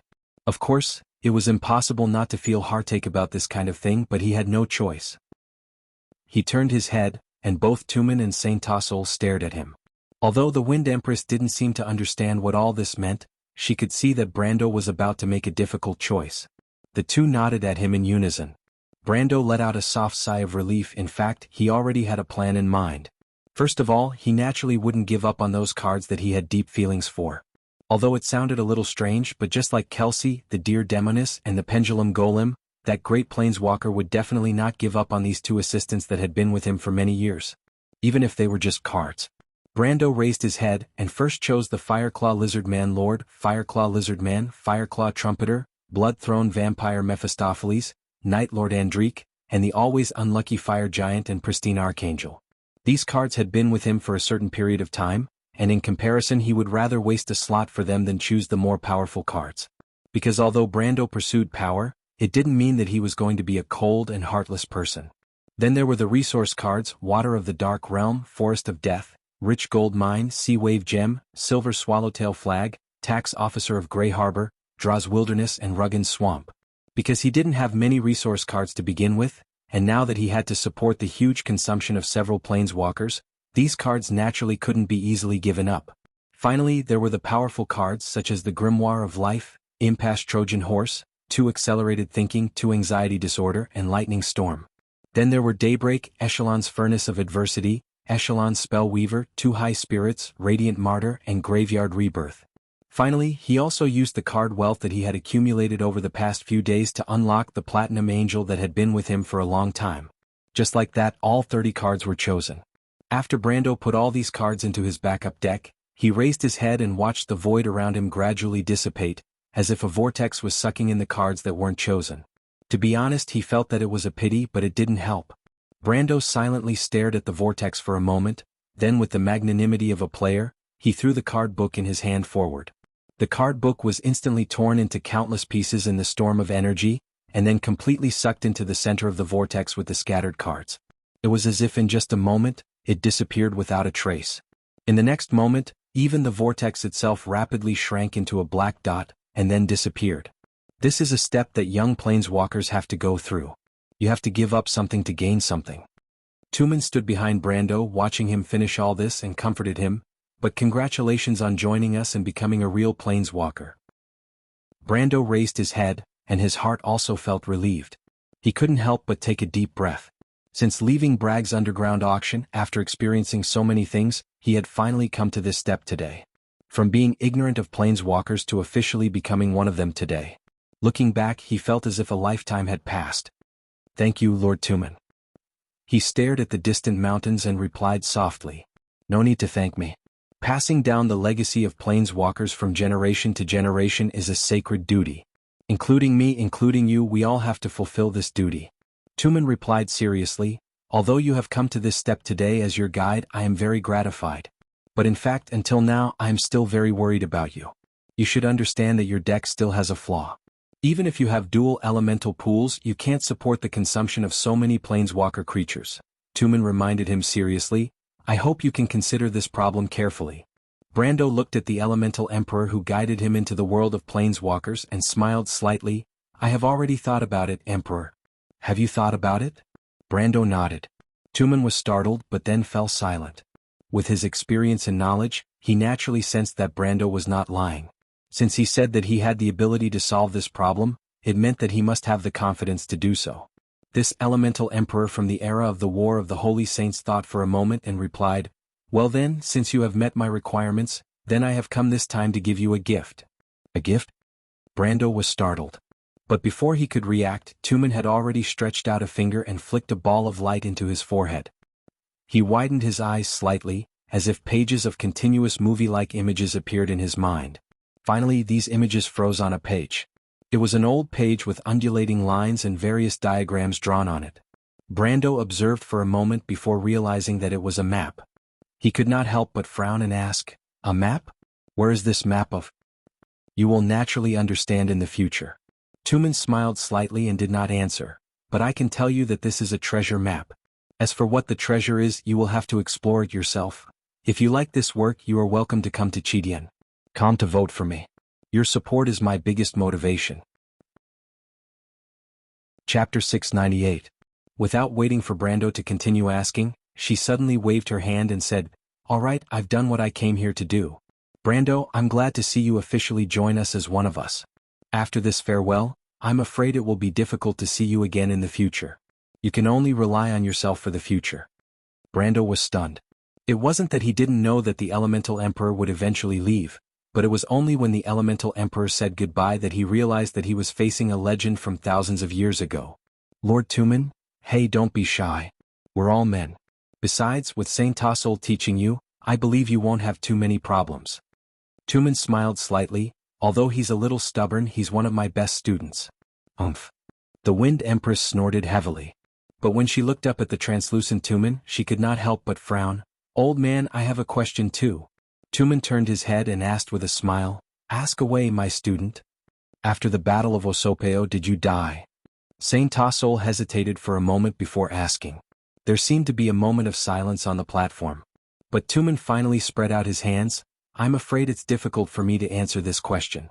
Because you know the history after the Battle of Osopeo better than I do. When I left this image, the late king should still be in Elka. That was before we marched into the Great Swamp. Saint Tassol frowned and looked at him. Brando muttered to himself, but in his mind, he was recalling the history of the conversation between the two. In the War of the Holy Saints, the four sages did not have an army to resist the Dark Dragon from the beginning. In fact, before marching into the Great Swamp, the Dark Dragon did not care about these lowly people from other races. Before the Battle of Osopeo, this tyrant and dictator of history had been staying in Elka near the Eternal Glacier. Even the players did not understand this part of history. For example, there was no record of what he was planning in the Eternal Frozen Glacier. Brando could only guess that Kelsey's whereabouts might be related to this matter based on what the dear Demonis had said about Odin once inviting Kelsey to join him in fighting against the mysterious enemy. Soon after, the Battle of Osopel broke out, and the Resistance army invaded Demia. The victory of this battle became a turning point in history. Since then, the Resistance forces began to grow stronger. The Bugas and the Dragons joined the war one after another. Not long after that, news of the Elemental Emperor Tumen's death spread. When he thought of this, he could not help but glance at Tumen. The Bugas said they killed you, but some of the Silver Elves saw that you were only injured and fled, and not long after that you disappeared in the alfalfa fields. Saint Tassol continued, In the end, we weren't able to confirm whether or not you were really dead. However, to boost morale, Fanzin announced that you were dead. After listening to Saint Tassol's words, Tumen could not help but laugh. My student, does it really matter whether I'm dead or not? Besides, if you use the news of my death to boost morale with my temper, I would never hide and not show up. You know very well what I would do, so don't you already have an answer? By the time the Elemental Emperor finished speaking, the lower half of his body had almost disappeared. He looked like a ghost floating in the air. The elven sister looked at him like this and could not help but clench her fists, replying silently, I just wanted to confirm. You have confirmed it, Tumen replied, his voice gradually fading. Remember to say hello to Alanta for me. She will definitely cut your greeting in half. Saint Tassol watched Tumen's figure completely disappear, and after a long while, such a vicious sentence popped out of her mouth. Then she turned her head and looked at Brando, who was staring at her with his mouth agape, and could not help but vent her anger. "What are you looking at?" Brando hurriedly shrugged his shoulders. The grudges and disputes of the era of the War of the Holy Saints really had nothing to do with him, but presumably Tumen, as the teacher of Saint Tassol, Gretel, and Fanzan, must have had a hard time when these three sages fought with him. But when did the collapse of the Myrna people begin? Brando certainly knew of that era. The Myrna people at that time were as proud as the people of Cruz today. No, they were even more proud because the territory of their empire was once so vast that it included the entire Won today. Today's Cruz, Fanzan, Saint Tassol, and Atlanta were only a small part of the empire in that era. But even such a powerful empire eventually collapsed in an instant. And today the existence of the Myrna people could no longer be seen on the continent. Brando silently thought about these things, but he did not expect the Wind Empress to suddenly pat him and ask, "Speaking of which, what are you doing here?" The elf lady looked around suspiciously. "This place should be at the edge of the Black Forest. What are you doing in the wilderness alone? Is it just to see this old man?" Old man. She probably realized that the other party was dead, so her words seemed to be a little contradictory, so she changed her words halfway.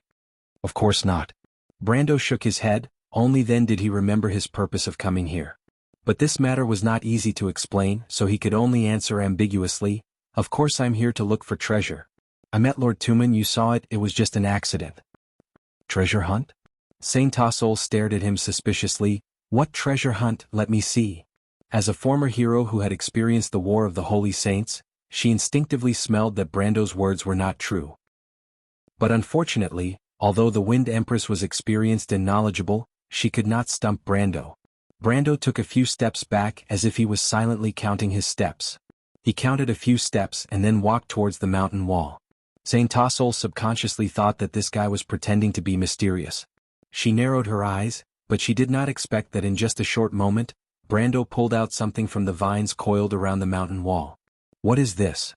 The elf lady could not help but look at the thing in Brando's hand, and then she found that it was something like a slate. Brando just smiled mysteriously at the Wind Empress' question. "Of course this is something good." He kept her in suspense and answered. But this time he was not lying, because in another history, this slate was indeed something that changed Erwin's history.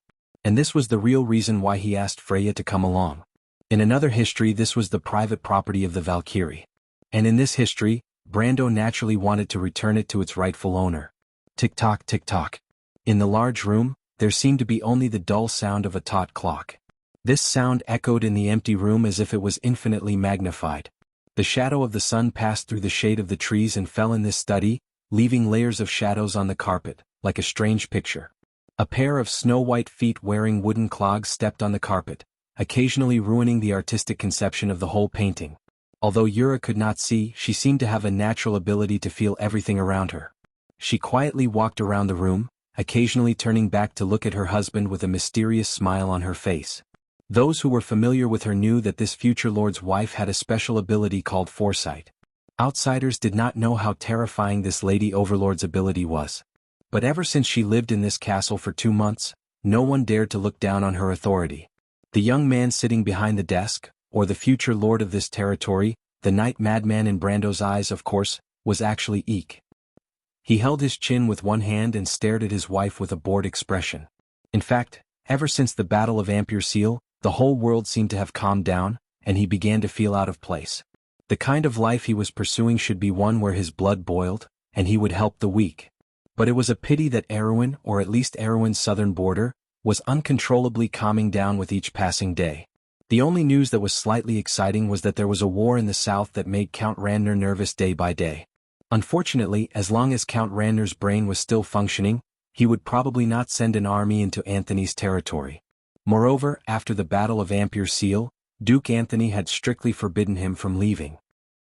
The young man could not help but sigh deeply and mumble, "My dear, you said that something would happen today, but we waited until now.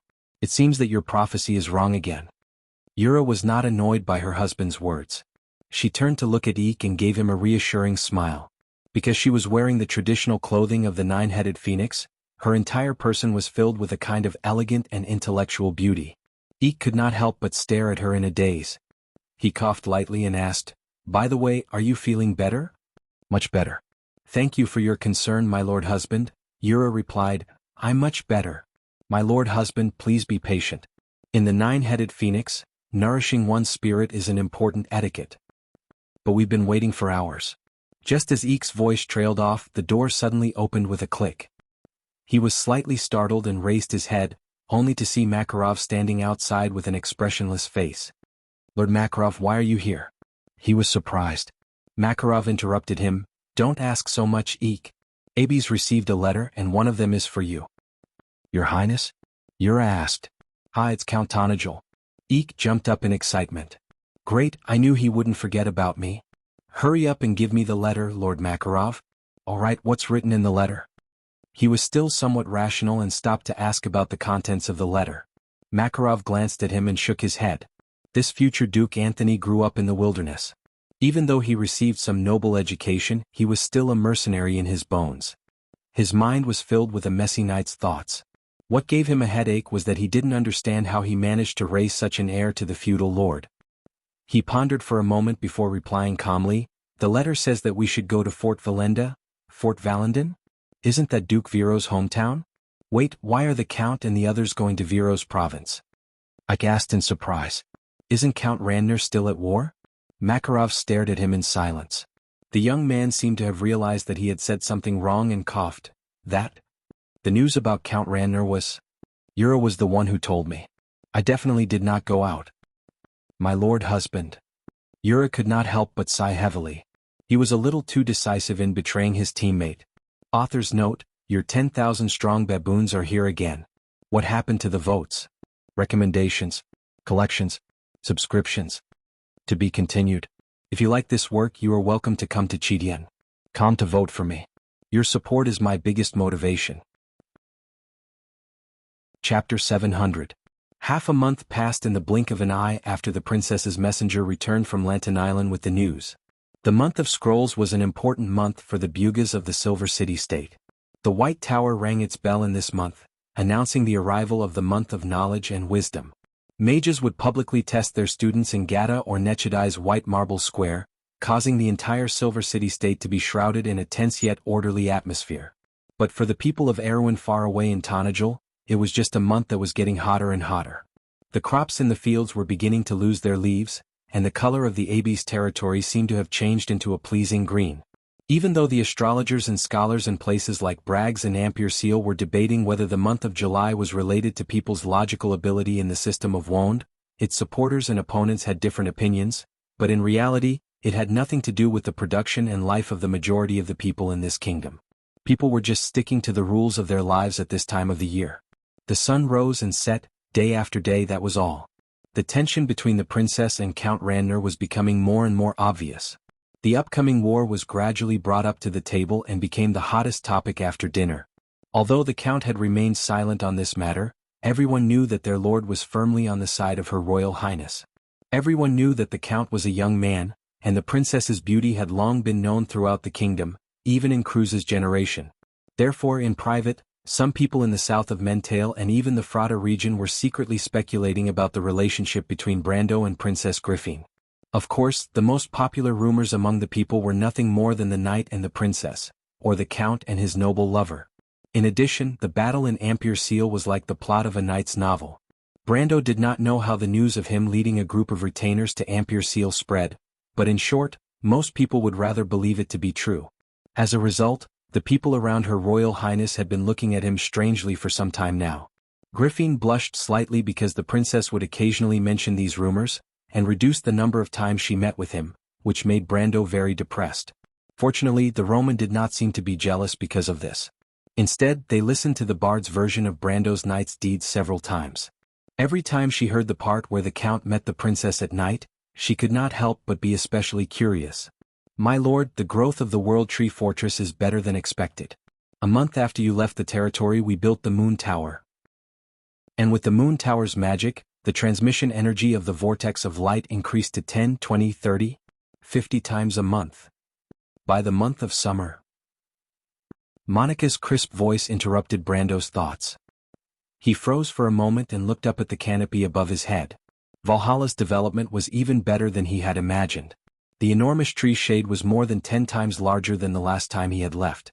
The palm-sized leaves stacked together to form a shade that was like a piece of jade. When the sunlight passed through them, the edges of the leaves would be dyed a warm bright yellow. Brando sat on the stairs in front of the town hall and listened to Monica's boring report. The report itself was actually concise and detailed, but the Lady of Light's painful way of counting was really difficult to correct. Fortunately, after his ears had been ravaged for a while, Brando gradually got used to this natural way of counting. He could not help but sigh at the powerful adaptability of humans. He raised his head and looked at the moon-white steeple above the canopy. The slender body of the steeple passed through the dense layers of shade and was covered with creepers. Under the shade, there were wooden lattice windows at intervals, making the entire steeple look unique and natural. There was a moon-shaped resonant crystal at the top of the tower. The crystal was glowing, proving that it was now working. This was Valhalla's moon tower, and it was located at the other end of the square. Brendel retracted his gaze, and the square between the town hall and the moon tower was no longer a mere 100 meters in diameter like when he first saw it, but more than 3 times larger. And compared to the last time he saw it, there was an additional fountain in the middle of the square. The fountain did not have any traces of artificial carving. Instead, it seemed to have grown out from the trunk below, surrounded by mushrooms. There was a statue of a young girl in the middle. Brando recognized that it should be the symbol of the goddess of spring. According to Monica, this statue should be a bonus building of Valhalla, but its function was very real.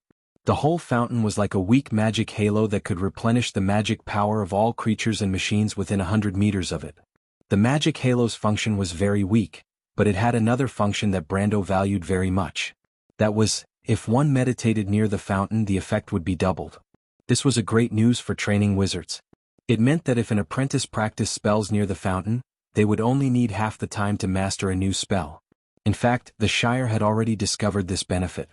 Brando saw many apprentices wearing monochromatic robes casting spells such as Magic Ball and Fire Arrow in the square. Some of them even formed 2 groups to fight against each other. The scene in the center of the square was like a group of people setting off fireworks, which was very pleasing to the eye. But since last month, the Lord the Shire has already taken back the authority of the Moon Tower. So, the number of transitions of the light vortex has returned to its original level. Monica finally finished counting. She flapped her wings and floated in front of Brando. She continued, "My lord, according to your request, we have upgraded Valhalla to a 1st, 2nd, 3rd level territory. At the same time, we have also built the tree nest for defense. 1, 2, 3, 27 of them have already finished growing, and 1, 2, 3, 43 of them are still in the mature stage." She flew to the side and answered, "My lord, you can look over here." Brando moved the semi-transparent Lord's interface in front of him away. The drowsy data on it gave him a headache. He looked up and saw that in the direction Monica was pointing at, there were some knob-like objects growing on the tree trunks that extended outwards from the square. There were also some aerial roots that were as thick as the trunk of an ancient tree coiled around these knob-like objects. Just as he looked in that direction, some light green words appeared on the roots coiled around the trunks. They were, Ancient Tree Root, Parasitic Plant, HP, 40, Intelligence, Willpower, Wisdom, Strength, 22, Agility, 20, Constitution, 25. These ancient tree roots were almost at the level of Iron Peak, but he did not know how strong they were in actual combat. Brando could not help but look to the other side. Not far away, Haruz was wearing a knight's training suit and fighting with a root, but his sword skills were a little too horrible to look at. The vines suddenly swept across the ground, and the shy and adorable little prince fell to the ground with a somersault. Brando looked at the boy holding his red forehead and climbing up with a face that looked like he was about to cry. He could not help but sigh helplessly. "As long as you defeat this root, you can rest, your highness." He interrupted Monica and shouted, "I understand, teacher." The little prince looked grateful, and then he was unexpectedly whipped to the side of the square's parapet. Brando held his forehead, and for the first time, he wondered if he had misjudged her. He sighed and said, "Go on, Monica." According to Monica, each tree nest could nurture 10 of these roots, and when 70 tree nests were completed, there would be 700 to 800 of these roots in the periphery of Valhalla. That was equivalent to 700 to 800 elite soldiers of Erwin's White Lion Legion, or the Black Blade Legion's Flintlock Regiment. And Brando knew that this was only a comparison of strength, not to mention that these roots under the command of the World Tree Fortress were many times more tacit than human soldiers in terms of tactical cooperation. My lord, after the World Tree Fortress was upgraded to level 2, a new defensive building was added to the outer walls of the square and the second layer of the ring below, the Elven Arrow Tower. Because we did not receive authorization, you have to personally decide whether to build it, Monica replied. When she answered, there were light spirits flying around behind her at every moment, and each of these light spirits would greet the patriarch that Brando had personally appointed. In Brando's eyes, these light spirits flying around the world tree were like countless fireflies, embellishing the huge tree crown with a magical color. Elven Arrow Tower? Brando asked. This sounds like a city defense facility invented by the Silver Elves. There are 3 rooms on the top floor of the Elven Arrow Tower that can accommodate archers, and each room has 8 holes that can face in all directions. There are 2 types of magic formations in the room, Frost and Flame, which can easily enchant the archer's arrows. There is an ammunition room on the bottom 3 floors of the Arrow Tower, and a ballista room on the first floor that can accommodate 2 elven ballistas. Am I right? He looked up and asked. My lord, you're amazing. Monica couldn't help but widen her eyes and exclaim in a shrill voice. That's about right, but there's something wrong. The Elven Arrow Tower of the Silver Elves is actually derived from the Holy Spire of the Light Elves, and Valhalla's Arrow Tower is the same, and there are slight differences with the Silver Elves, but they are still in a parallel relationship. The Light Spirit Girl replied with some pride. Can I see the data first? Brando asked. Of course, my lord. Monica flew to the town hall and pulled out a long drawing from it. Brando glanced at the densely drawn drawing and couldn't help but shake his head. In fact, he didn't need this at all because when Monica said of course, a light screen had already appeared in front of him. A 3-dimensional model of the Elven Arrow Tower appeared on the light screen, and all aspects of this thing were marked on it. First of all, there were 3 archer rooms that were almost the same as the Silver Elves' Arrow Tower, and the 8 holes and 2 magic formations were clearly visible. Below was the ammunition room, and the arrows and ballista ammunition could be sent to the rooms above through a transmission spell. However, the ballista room below was slightly different from the Silver Elves' Arrow Tower in Brando's memory. From the model, this Elven Arrow Tower could only accommodate 1 ballista, but in the marking of the room's personnel, there was an additional allocation of a magic apprentice. Enchanted ballista. Brando pretended to grab the drawing and immediately reacted. As expected of his lordship, Monica praised in surprise. What an ingenious design. Brando also praised. However, in his heart, it might not necessarily be that Valhalla's Elven Arrow Tower was better than the Silver Elves. The increase in lethality of an enchanted ballista compared to 2 normal ballista was actually limited, but the allocation of a magic apprentice for 1 ballista seemed a little more extravagant. He muttered to himself for a while, and then he understood a little why Valhalla's various settings seemed to exist for the purpose of cultivating a large number of wizards. Now it seemed that this territory was very likely to be the legendary territory of a true high-level wizard. This kind of territory was admittedly powerful, but the cost of cultivating it was obviously astonishing. The front defense of Valhalla's Elven Arrow Tower was basically the same as the Silver Elves, and the side defense was slightly weaker, but it had a certain degree of self-recovery ability. Overall, each had its own merits. However, compared to the ordinary human's arrow towers made of earth and stone, these high-level magic arrow towers were naturally not on the same level. Overall, Brando was still very satisfied. Once Valhalla had this kind of defensive facility, the entire territory's defense could be said to have increased by several times. Brando immediately decided and asked, "This kind of arrow tower needs the support of a magic pool, right?" Monica nodded, "But there is no need to be so wasteful. The magic pool converted by the magic pool is enough to maintain the operation of these arrow towers. 1 crystal pool is enough to support 40 elven arrow towers to maintain the operation. And according to the Lord's request before you left, the crystal pool has already been completed 3 months ago. Then how many arrow towers do you think we need, Monica? If we build them on the top floor's plaza, we currently only need 8 to cover the entire area.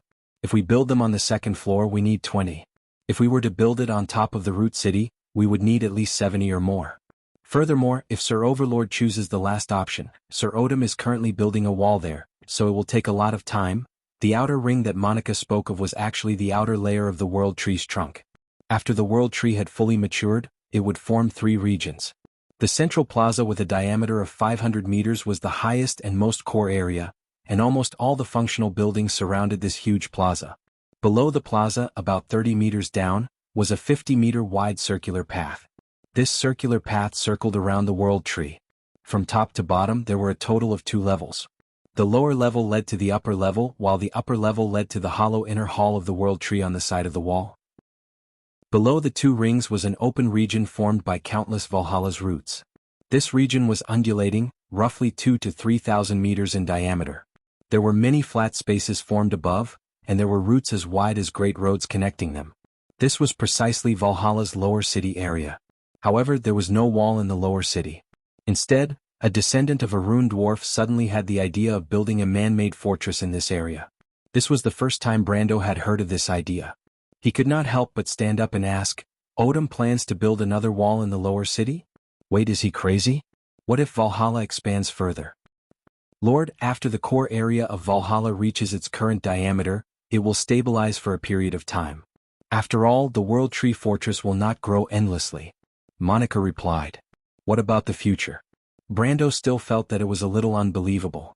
The last time that guy said that he wanted to build an invincible city, without a gate, he felt that he should have noticed the problem.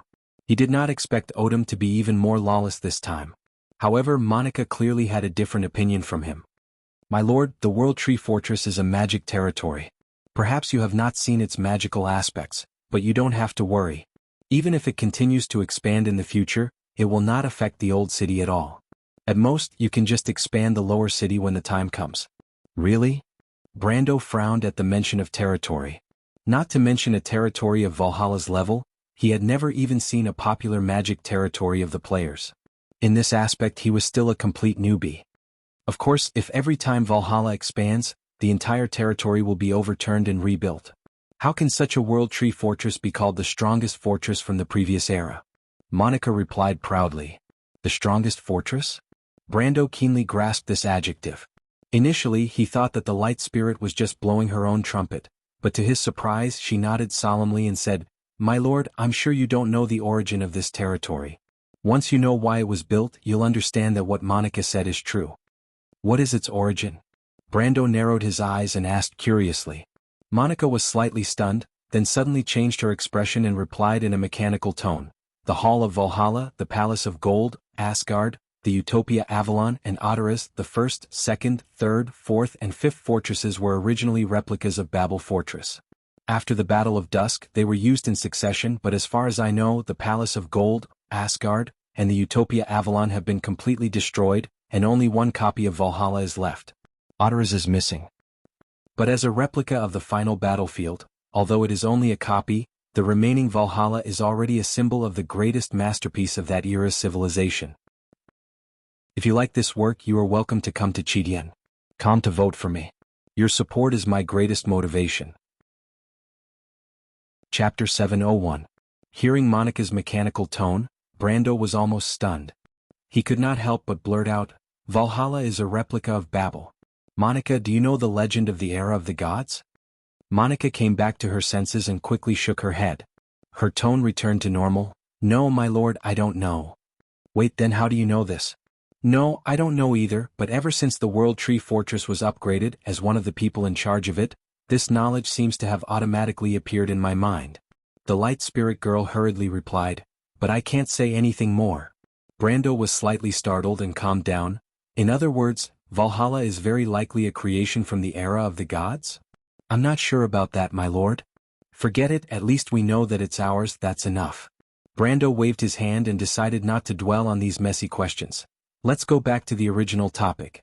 Since that's the case, I only plan to build elven arrow towers on the ring road. That's why I only need to build 20 arrow towers, Monica. I understand, my lord.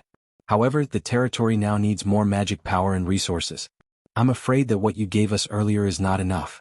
Monica replied respectfully, thanks to Sir Overlord, Valhalla grew very quickly. Brando clenched his teeth. It would have been better if Monica did not mention this, but once she did, he remembered the mountains of colorless and transparent crystals he saw under the World Tree. These things were an example of the wealth this World Tree Fortress had consumed in the past half a year. But this was only the beginning. On the list, each arrow tower required nearly 200,000 magic power, as well as a huge amount of resources. Magic power could be converted into crystals, but resources had to be transported from the territory one by one. He could not help but groan in his heart. From now on, the magic crystals produced by the Black Forest will double from 20%. In terms of resources, I will let Yuta and Amandina satisfy you first. Thank you so much, my lord. Light Spirit Monica flew around excitedly in the sky. It was obvious that she had said so much just for this sentence. However, Brando knew better than her how expensive it was to build a high-grade magic territory. The Elven Arrow Tower was just the beginning. With the Elven Arrow Towers, they would first need archers and ballistas, followed by wizards and magic apprentices. All of these required money. Brando rubbed his forehead and asked, "How's the wind archer training going, Monica?" "I was just about to stop here, Sir Lord." Monica immediately replied, "The construction of the Wind Archers Hall has already been completed. The first batch of soldiers to be trained are mainly tree elves from the Loop of Trade Winds. After that, we took in some elves from other places such as Wind Elf mercenaries and Wild Elf refugees from the north. However, from the third batch onwards, humans became the main source of soldiers. However, from the completion of the training, the elves are still the best potential wind archers." This wasn't out of Brando's expectations. There weren't many elves in the human world, let alone in a place like Tanajal. As for the fact that the elves were much more talented than humans, this was also reasonable. However, when he heard Monica say that there were 465 tree elf wind archers, 187 elven wind archers, and 160 human wind archers, he couldn't help but be stunned for a moment. He turned around and asked, "Why are there so few humans? Is it because the elimination rate is too high?" "This is also one of the reasons, my lord." At this moment, a voice interrupted. Brando heard this familiar voice and turned around. As expected, he saw Falerne walking over with a straight face. The wild elf girl came to his side with a few scrolls of parchment and replied, "However, the main reason is because of the strange rule that my lord set. Only girls can become wind archers. Most of the humans in Tanajal are refugees, and there are already very few females. Those who meet the requirements in terms of physique and age are even fewer. Coupled with the elimination rate, those who are left are naturally very rare." The wild elf sister glanced at her lord.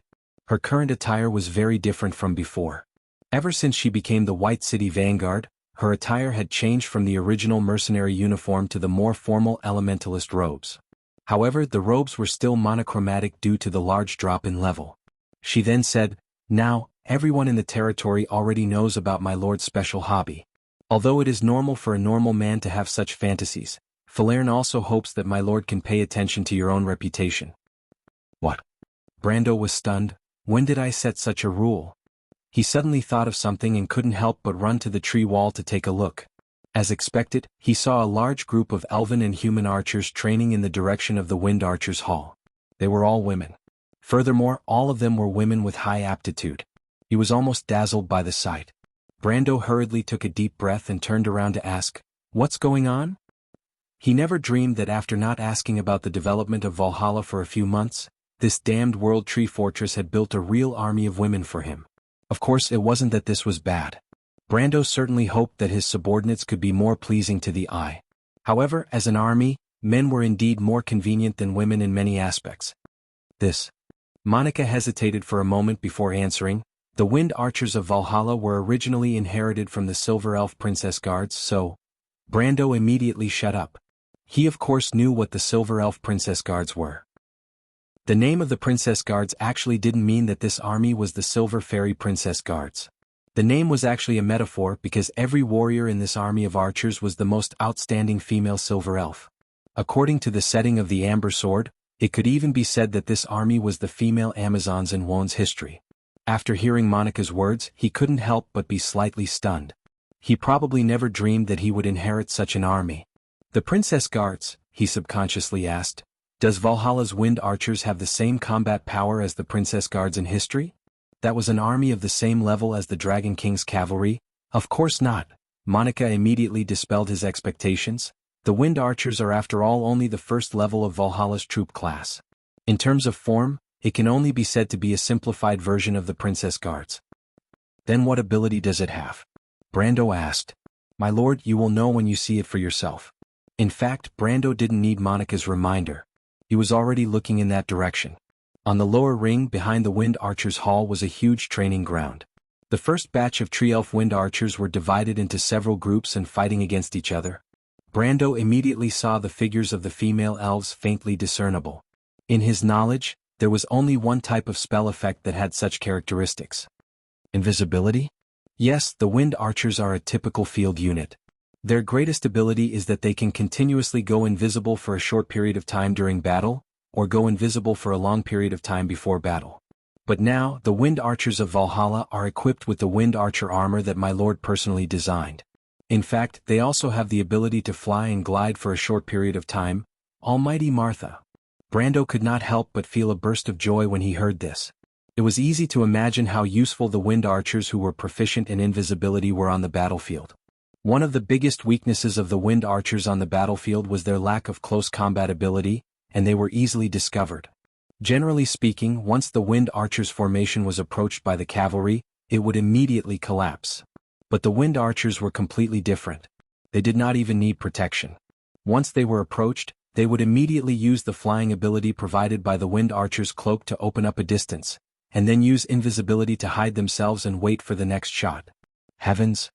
Brando could imagine how terrifying that would be. The only problem now was that there were too few of them, or else they would be of great use in this war. He suddenly thought of something and turned around to ask, "Falern, is there any news from Count Randner?" "Not this time, my lord." Falern maintained the same expression as she replied, "This time it's about a certain lord of Madara. Someone from Silverman's side who was indebted to my lord sent a messenger back with news. Just as my lord predicted, the undead army has begun to gather in Yusong." Bloodstaff. Brando closed the lord interface and stood up. "The undead army has begun to move, which means that Count Randner should be leaving soon. It's a little earlier than I expected. It seems that Duke Arek must have made some new progress that made him feel pressured." "Her Highness asked when you are leaving, my lord?" Falern replied. "Yes, my lord." "Her Highness." Brando paused for a moment. There was a sudden commotion at the side of the square. He looked up and saw the princess leading a group of people over from the Tower of the Moon. They must have entered the hall at the center of the World Tree and came to the square. The princess walked past the center of the square with a few maids. She glanced at her younger brother who was tightly bound by the roots of the ancient tree. It was only then that Brendel noticed that the little prince seemed to have completely succumbed to the tyrannical power of the tentacles. His little face was red from being strangled, his sword was bounced away and he was panting there. Princess Griffin could not help but frown when she saw this scene and shook her head. She walked up to Brando, took a deep breath and greeted him softly. "It's been a few days since we last met. Mr. Brando is still as energetic as ever." "Your Highness." Brando was a little embarrassed. After all, he had tortured someone else's younger brother, the future king of the kingdom, into such a state. It would be fine if the princess did not see it, but he did not expect her to see it. "I'm not here to talk about this, Count." The princess shook her head. "I'm here to say goodbye. By the way, I want to ask, when do you plan to leave for Viro?" "Goodbye?" Brando was startled. "I plan to go back to Frata first. Oberway and Anthony's envoys are still waiting for me there. In addition, Mr. Eek and his fiancée have sent news. They left for Fort Valendon yesterday. Duke Anthony has given him full authority to act on behalf of Anthony." She paused for a moment. "So I don't have much time left." Brando finally understood. He was silent. In fact, when he received news about the undead's movements from Falern, he knew that the time was ripe. But he did not expect the princess to come so soon. "Mr. Brando, are you going to leave for Frata with me?" The half-fairy princess paused and asked again. To be able to travel with the eldest princess, Brendel naturally couldn't wait. But he hesitated for a moment and finally shook his head. "No, there's no need. Your Highness, I have other things to do. You can go ahead and wait for me to meet you at Fort Valendon." Princess Griffin looked at him, and there was no surprise in her silver eyes. In fact, she already knew where Brando was going. She pondered for a moment. "Are you going to take those cruise people?" "Yes." Brando nodded. In a sense, going to the Stained Frost Forest was to help the cruise people, so of course he had to take these guys with him. But most of those cruise night were burdens. He thought for a moment and replied, "I just need to take Lorena and her fiancé. Veronica should be there to meet me." "Can you make it?" the princess asked. "I should be able to." Brando nodded. Although the Stained Frost Forest Labyrinth was a legendary dungeon, it wasn't actually that big. Besides, he didn't have to fight the monsters inside. The best scenario was that Arek had already gotten the heart of the dragon, and then he just had to snatch it from the hands of the cultists. There was no psychological burden. "Then I'll leave it to you." Princess Griffin looked at him, the meaning of trust in her eyes was very obvious. She whispered, "I'll leave Magadal to you. Don't worry, Your Highness. Princess Magadal is also my friend. I understand, Mr. Brando. Then I'm relieved. But I have a presumptuous request, Your Highness. Brando suddenly said. He looked at the future Princess Regent of Erewhon and hesitated. To be honest, he wasn't sure if she would agree to his request. Actually, there are two requests. First, I hope this time Freya will be the commander of Frada's army. Second, I hope this time Prince Haruz can go with me to the Stained Frost Forest. Once Brando said this, the surroundings immediately quieted down. The princess was silent for a moment. I've already said the first request, Mr. Brando. The military command of both territories will be handed over to you. As for who will be their commander, it's also up to you to decide. As for the second request. The half-elf princess was silent for a moment. After all, that was her only brother. She gave all her hope that he could support the kingdom. Of course, she hoped that Haruz could be stronger, but this didn't mean that she could easily let her brother take risks. Although Brando didn't say it, she also knew the danger of the Stained Frost Forest. After all, it was still within the Erewhon kingdom. Most of the disasters in the Viro province came from the direction of the Falling Needle Hills. As the princess of a kingdom, it was impossible for her not to have heard of these rumors. Can I know the reason? Finally she asked softly. Brando hesitated for a moment. Of course, he couldn't say that he wanted to bring the little prince to clear dungeons and get some equipment to accumulate some experience. At the same time, it would be best if he could become more independent. He thought for a moment and finally replied, I think Haruz, His Royal Highness, he needs a little training. Can't he do it somewhere else? Griffin frowned. Of course, but there's not much time left for us. Since there's this opportunity now, I think maybe we should let go and let him go on his own path. Brando replied seriously. He looked back at the little prince who was tied up tightly and asked, His Royal Highness Prince Haruz, are you afraid? The little prince was about to cry from being strangled, but he looked at his sister and then looked at this terrible teacher. In the end, he could only say pitifully, I'm not afraid. Griffin looked at her brother and couldn't help but sigh. Of course, she understood that her brother was not willing. But because of this, she hardened her heart and nodded seriously. I understand, Mr. Brando. I'll leave Haruz to you. Haruz looked at his sister with tears in his eyes. At that moment, the pitiful look made Brando wonder if he didn't take him from his sister, but was abandoned by the princess. But the princess was obviously more cold-hearted than Brando thought. She didn't even look at her brother and said to Brando, Then I'll take my leave, Brando. Brando nodded, slightly moved. There was no doubt that for the current princess, Haruz was undoubtedly one of the most important people to her. She put the little prince in his hands, even more important than giving him the keystone. It could be said that if something happened to Haruz, her persistence and hope would be worthless. Brando turned around. Pharaoh, go tell Miss Freya to get ready, we're ready to go. He ordered succinctly. P.S. At the last moment of the update, the back end of Chidian actually lagged. I really want to die at the starting point. Your strong baboons should go to hell. If you like this work, you are welcome to come to Chidian. Come to vote for me. Your support is my biggest motivation. Chapter 702. Northward of Castle Kirkle, the capital of the province of Grinoires, and into its confluence with Lantanailan and Viro, the town of Shallow Water had sat quietly on the western shore of Lake Valendon for centuries, ever since it was founded by Count Hadinger in the Year of Revelation. The coniferous forests of Grinoires that stretched to the north presented a completely different scene here. Large patches of cedar trees were scattered in the woodlands, and even though it was near summer, frost still fell from the treetops as the group passed through the forest road. The closer they got to Shallow Water Town, the more obvious the signs of the so-called late spring in the northern part of Viro became. The blazing hot summer was nowhere to be found here, and instead, the signs of the recovery of all things were slow to arrive in this area.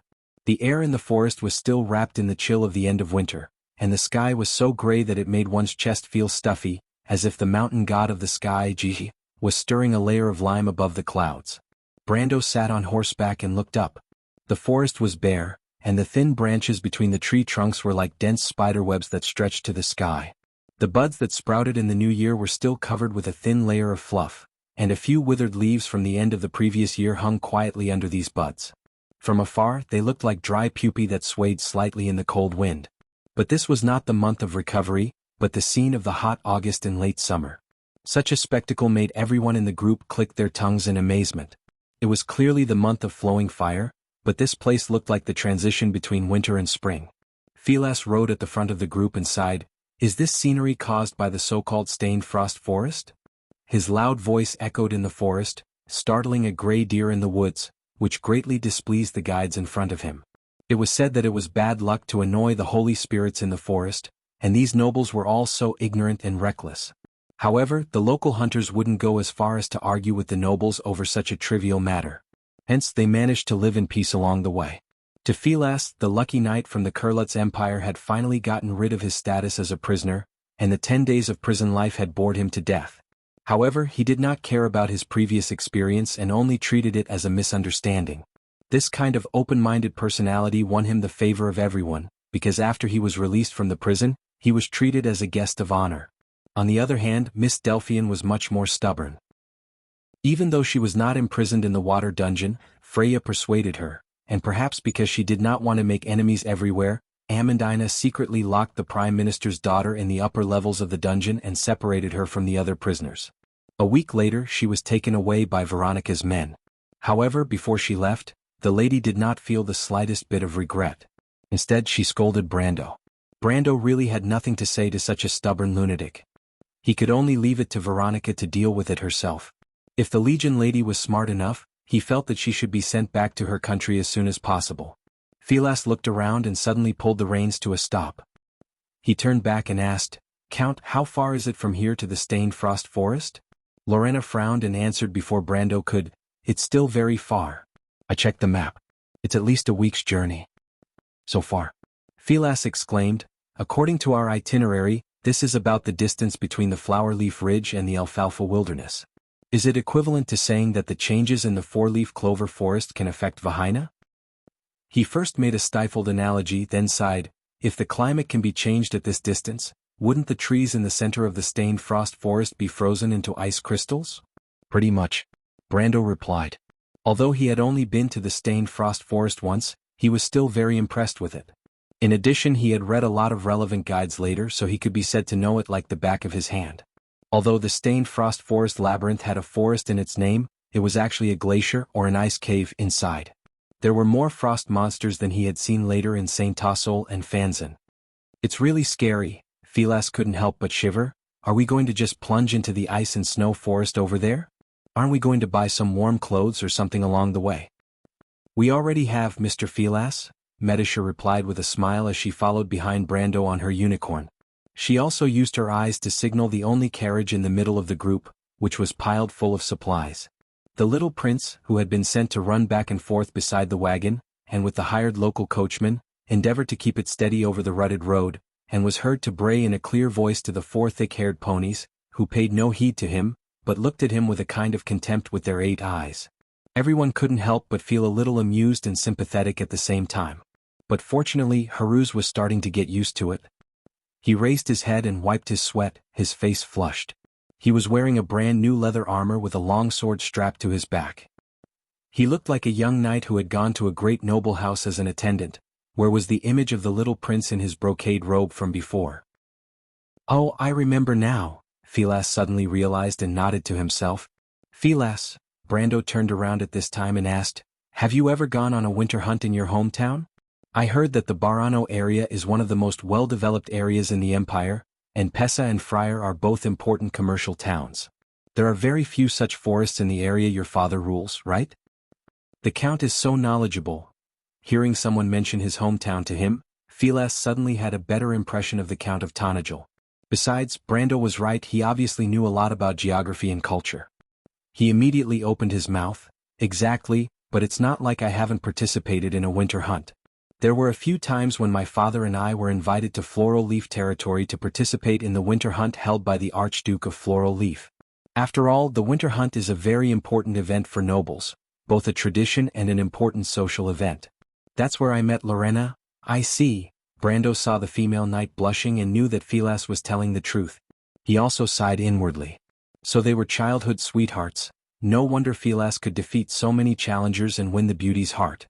Plus, this guy's character was really not bad, and he could be considered to have some personal charm, at least compared to the children of the nobles, so it was no wonder Lorena chose him. He nodded on horseback and pretended to say inadvertently, "Actually, Mr. Philas can see our operation as a hunt, except that our opponents are more dangerous." "Really?" Philas seemed to be energized. Now that the Count says so, I seem to be a little eager to try. That's good, Brando smiled slightly.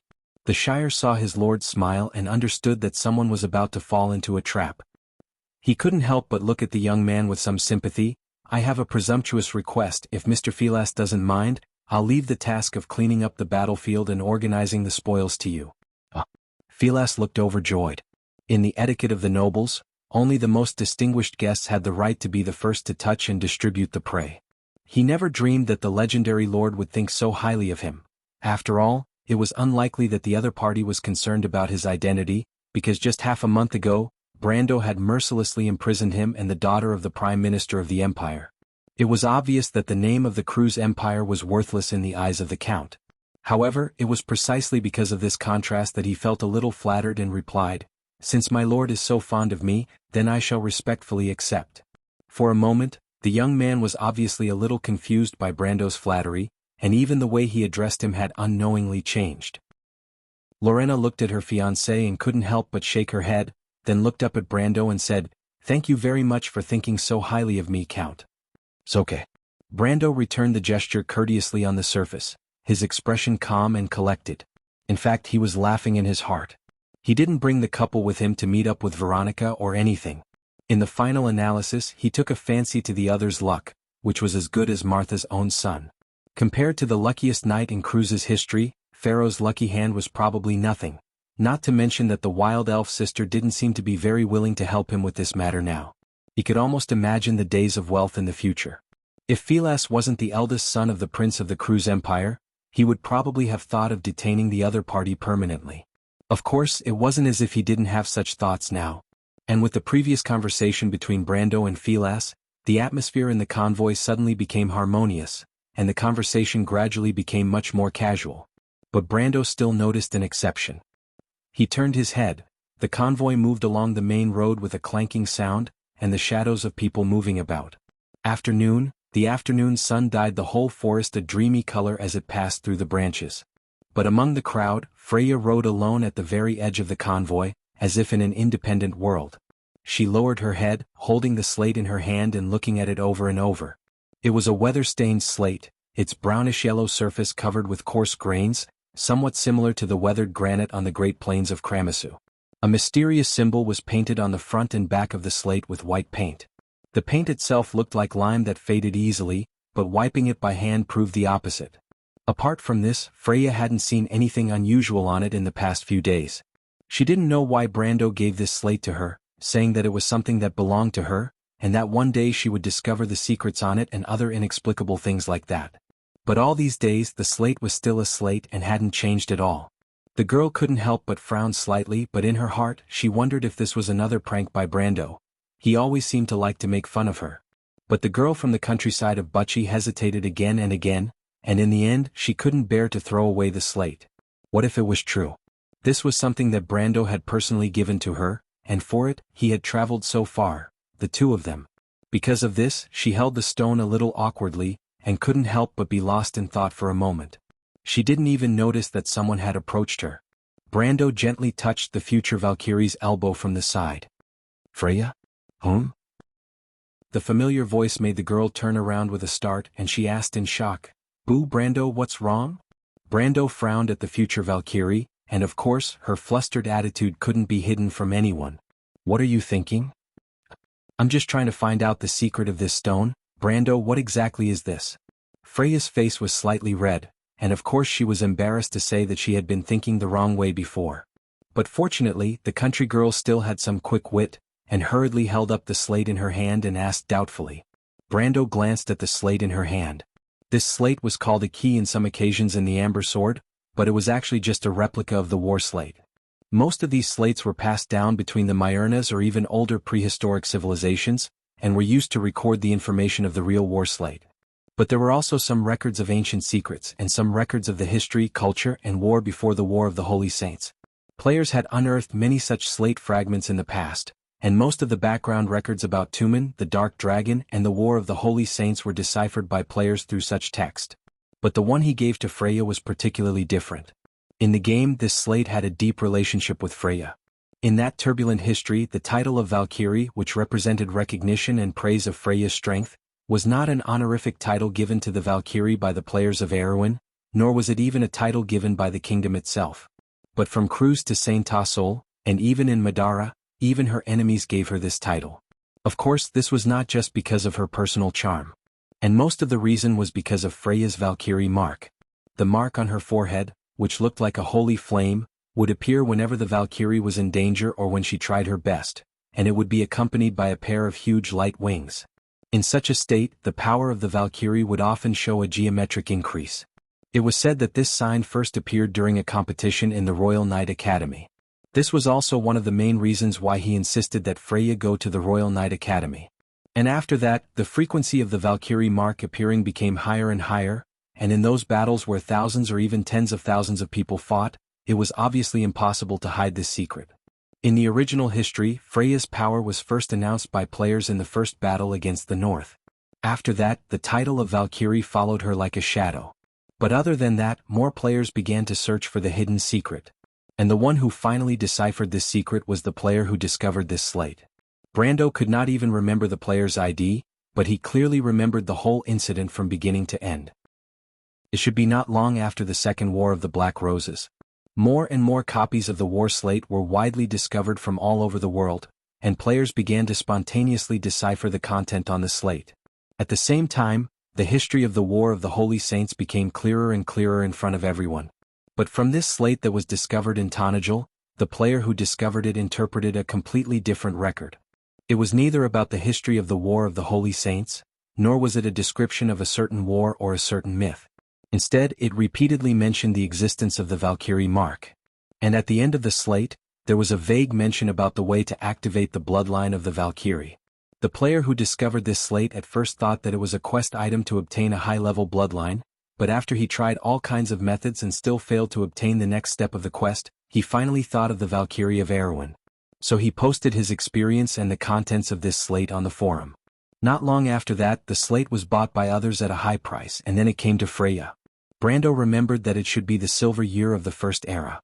Not long after that, the Valkyrie of Erewhon mastered the ability to freely enter the state of the Valkyrie. Until just before she died in battle. But seriously speaking, Brando himself did not know how to use this slate. He only knew the original location of this slate and some of its subsequent experiences from the news circulating on the internet.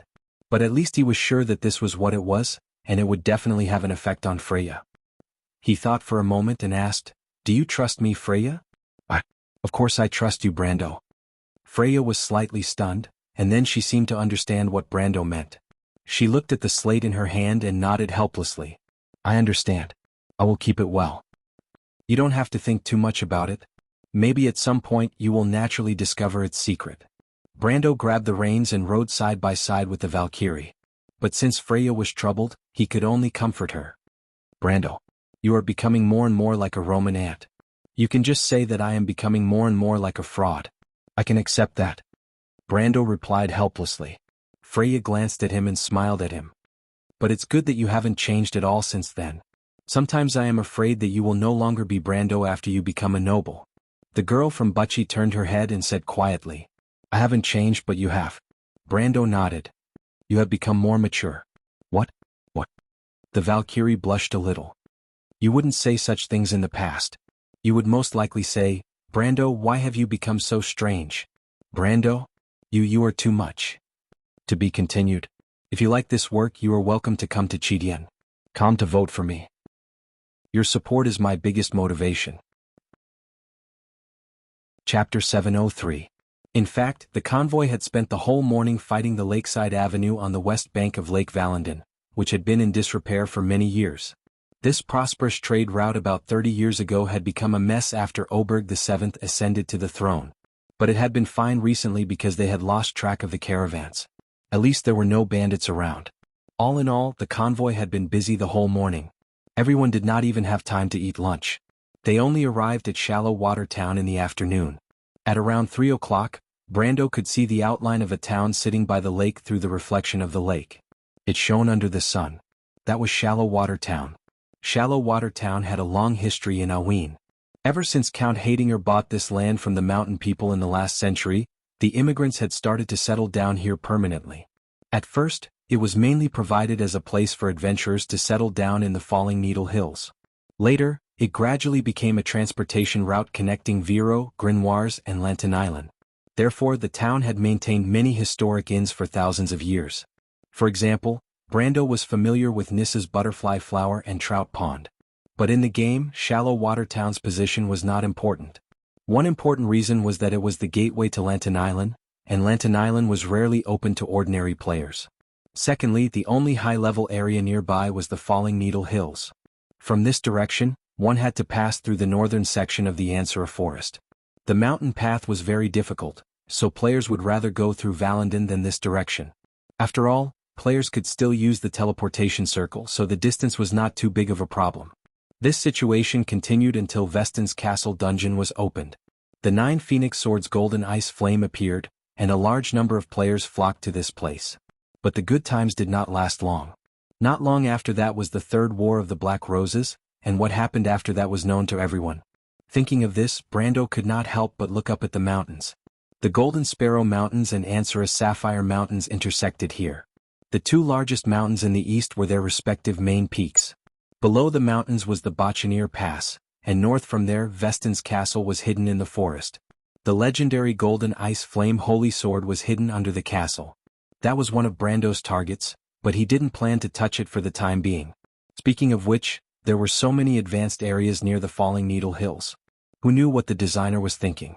He knew that a real adult dragon was guarding the Golden Ice Flame in Veston's castle. He didn't know what the relationship between the winter dragon named Katina and the one in the Falling Needle Hills was, but her strength was several orders of magnitude stronger than that of the young dragon. If Brando went to find trouble with her now, it was basically the same concept as courting death. Fortunately, Weiss Castle had been sealed for a long time, so no one would touch it for the time being.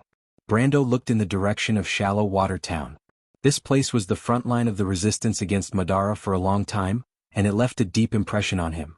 He and his senior sister's exploration team had once fought and bled here. Many places still retained fragments of memories of him fighting side by side with those familiar companions. They could see familiar scenes and locations in every street and alley they passed through, and they couldn't help but sigh with emotion.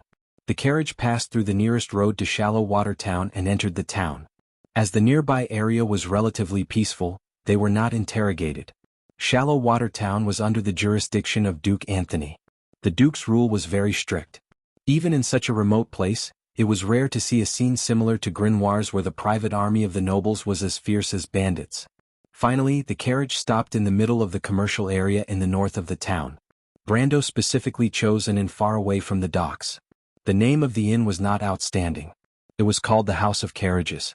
In Erewhon and Wonde you could find similar inns with the same name. There was no connection between them. The only connection was probably that the owners were equally lazy when it came to naming things. This inn was also unknown in the game. Even Brando had never heard of it. But he chose this place for 2 reasons. First, to avoid the noise of the docks. Second, to avoid the familiar residents that reminded him of the past. Those fragmented memories that were like broken mirrors were like scars to him. Every time they were uncovered, it was like opening a scar. After arranging the carriage, they walked into the inn. The business of this inn, called the House of Carriages, was as quiet as Brando imagined. Even the owner of the inn probably did not expect to have a big customer. The bald, middle-aged man, who was immersed in wiping a plate with a dirty rag on the bar, was stunned for a moment when the light at the door dimmed slightly. He looked up and narrowed his eyes to see Brando walking into the inn first, followed by Faraz and the female knight, Lorena. Then Medisha and the Shire followed behind. Freya followed with a slate in her hand. Next to her was Hippamera in a linen robe. The priestess was bare-armed, but she did not seem to have any problem in such cold weather. He did not know if it was the blessing of the mountain spirit from Himalid that had taken effect, or if the life of an ascetic had made her accustomed to such harsh conditions. Last was Scarlet and the little prince who had just come out of the stable. Haruz, after a tiring morning, followed behind the mercenary girl dejectedly, like an abused child laborer. Brando did not bring too many people with him on this trip, because the place he was going to was too dangerous, and those who lacked strength would go in vain. So in addition to the necessary entourage, Brando only brought his own cards. In addition to these people, Grey Sword Saint Mephistopheles, Babasha, her witches and Alaz, who were ready to meet them at the Falling Needle Hills, There were only a little more than 10 people in total. But there was an uninvited presence in this group. While the owner was still squinting at his group, Brando could not help but look back at the person who had been silently following behind the group. Until now she had not said a single word to him. She just followed him silently. But for the sake of the princess, he really could not take the initiative to ask her anything. After everyone had walked into the inn, the bald innkeeper seemed to finally react and confirmed that such a large group of people did not seem to be here to collect debts from him. He was stunned for a moment before asking, "Are you here to stay? Do you have any other services besides accommodation? Isn't this an inn?" Before Brando could speak, Philas asked somewhat incomprehensibly, "No, of course it is. Now welcome." The bald innkeeper jumped up as if the soles of his feet were on fire. "Do you need a room? There are still many empty rooms in my inn. I guarantee you will be satisfied." "It's not just rooms." Brando finally spoke, "There's also food. We just came from Kirkle, cold and hungry, do you understand? Yeah, the ground is cold and hard at night in this damn place. Tents and sleeping bags won't do. I can finally get a good night's sleep today and there's food." Philas could not help but interject excitedly, "I want roasted venison, preferably roasted with charcoal from the alfalfa fields, roasted until it's oily and paired with spices, preferably spices from Luke. If not, I can accept Saint Tassol's herbs and salt. Then give me a jar of honey butter cake, baked herring, a cup of pure black tea from Rushta's House of Gold after dinner, and—" The knight from Cruz was talking excitedly as if he had already drawn up a pie to appease his hunger. But Brando quickly interrupted him before he could say anything more outrageous, and said to the stunned bald innkeeper, "Listen to him, roasted venison. If you don't have it, the trout pond should have it for sale at this time of the year. You can buy it. Go out from here and turn left twice until you reach the end of the street. I'm sure you've heard of that place. As for the rest, just pretend you didn't hear it. But you can buy some seafood from Lake Valendon, for example the mullet and salmon that are in season, and make us a few passable dishes. I can pay you double for those, and if you can get honey I'll give you another reward. Also, the ladies will need some fruit wine to warm them up." Brando glanced at the young prince, "and a cup of goat's milk. I don't care what you do. Don't try anything funny with me. I know the rules here better than you do, got it?" The bald innkeeper shuddered slightly, and then realized that the man in front of him was an old hand, and seemed to know the town better than he did. He could not help but take another look at Brando. Brando's southern aristocratic attire was a little strange to him. Logically speaking, someone who could say something like that should not be a noble, but one of those mercenaries or adventurers who traveled all year round. But the bald innkeeper did not dare to be rash, and quickly excused himself, instructing the waiter to carry out Brando's request. Brando turned around and everyone looked at him with a little surprise. Whether it was Medisha, the Shire, Freya, Scarlet, or even Pahimera who had just joined the team, everyone more or less knew that this count was knowledgeable, and was a master swordsman. He had also dabbled in the secrets of wizards and elementalists, and even the secrets of witches. From astronomy and geography to the rumors of nobles, there seemed to be nothing he could not bring to the table. In private, Brando was even an alchemist, a blacksmith and a scholar. But even so, they still did not imagine that this count had such a side to him. This was not something that could be explained by being knowledgeable. At least in the eyes of others, this count acted like a seasoned mercenary or adventurer. This was especially so in Scarlet's opinion. She had only seen this aura from mercenaries who had traveled all over Erewhon and even Cruz. She could not help but stop and stare at her count in a daze. But the consequence of this was that the dejected little prince bumped into the package of the azure lance on her back and could not help but groan. Haru's painful groan seemed to break the silence. Brando coughed, as if only now realizing that his performance was a little too much. He could not help but glare at Philas angrily. If it were not for this guy who spoke without thinking, he would not have subconsciously shown his previous side in the game. But he sighed slightly in his heart. In fact, he knew that it was not all the other party's fault. He could not help but glance at the scenery outside through the window of the inn. The scenery here was a little too familiar to him. "As you know, I had an experience of studying abroad in my early years," he smiled awkwardly and replied. "During that time I had dealings with adventurers and mercenaries and also went out to sea." "I see." Philas suddenly realized, "Count, you really had a bit of Lady Veronica's demeanor just now. As far as I know, the Legion commander's early experience was similar to yours. I heard that she had joined a mercenary group alone." The young knight from Cruz seemed to believe Brando's explanation without thinking at all, but that did not mean that everyone was as simple-minded as him. Brando more or less saw a trace of doubt in the other people's eyes. He knew in his heart that his explanation might not be able to convince everyone. The first obvious doubt was that he was too young. But now was obviously not the time to talk about this, and Brando could only brace himself and arrange for everyone to sit down. Fortunately, except for Lorena, Scarlet, Medicia, and Freya, all had a blind trust in him. Seeing that Brando did not say much, they did not want to ask more and took their seats in turn.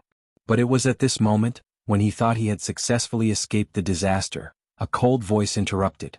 "Brando, you said you went out to sea?" Brando froze slightly. He looked up and saw the last female knight, who sat down next to the little prince, Haruz. She seemed to be from the north, with a more common nose bridge, taller and straighter than a southerner with mountain ancestry. Her lips were a little thick, but it did not ruin the delicate beauty of her facial features. Instead, it showed a hint of sexiness. But this sexiness did not make Maynard appear charming. On the contrary, she looked at him calmly with her slightly purple eyes, like a she-wolf staring at her prey. She placed one hand on the sword and swept the black hair on her forehead behind her back. Brando also stared at her. This woman was the only uninvited guest in his team this time. At first, he thought that the princess was worried about the little prince and had ordered her to accompany and protect him. But he had tentatively asked Haruz to take on the more dangerous guard work in the convoy, and the other party did not seem to stop him. This made him very suspicious. Not to mention, with the princess's character, since she had expressed her complete trust in him, she would not be so indecisive. In fact, after a few days of probing, Brando was almost certain that the female knight seemed to be coming for him. But what exactly her goal was, he couldn't say for the time being. But just as Maynard opened her mouth, Brendel seemed to hear his heart skip a beat. "Here it comes," he thought to himself, then hesitated for a moment before replying, "What?" "I just want to ask where you came from?" Maynard replied quietly. Her tone seemed to have softened again. This made Brando slightly startled, because he did not hear the tit-for-tat in her tone. On the contrary, because of that familiar face, there was a touch of kindness. "What's the point of asking this?" "No." The female knight shook her head. "I'm just interested. Brando, can you answer me?" Brando suddenly felt very awkward. He did not know why Maynard suddenly did not call him Mr. Brando like the princess did, but called him by his name. This seemed to have suddenly shortened the distance between them, made him feel as if he was being stared at. But he looked at the serious expression on her face, and he really did not know where to start. Could he say no to his senior sister? Brando first shook his head in his heart. Obviously he could not. At this moment he suddenly realized where his uneasiness came from. At this moment, Maynard was too similar to the impression he had in his heart. "I used to study in the Karsuk Plateau under a Black Tower wizard, and I also had the identity of an apprentice. Later, I went out to sea with some people from today's Sebans to Saint Tassol and some places further east." He hesitated for a moment and carefully made up a story. Fortunately, he had rich experience. Even if it was a lie, he felt that there would be no problem. And in the other side of history, he had indeed been to these places. Even if she asked, he was confident that he could handle it. But he did not expect that the female knight just looked at him with a strange and regretful expression. She sighed and said, "I see. I thought you had been to the Shining Sea. Set off from Port Gris by ship, and a few days later, you can see the Kalanga mountain range piercing through the clouds shining on the surface of the sea. That kind of scene must be very beautiful." Hearing this sentence, Brando's heart skipped a beat. For a moment, it was as if he was frozen in place. At that moment, it was as if he could no longer hear anything. There was only one sentence echoing in his head: "Set off from Port Gris by boat, and in a few days, you will be able to see the Kalanga mountains that pierced through the clouds and sparkled on the surface of the sea. That kind of scene must be very beautiful, right?" "Yes, beautiful, majestic, and breathtaking. P.S. I'm not stuck today. I can't afford to play.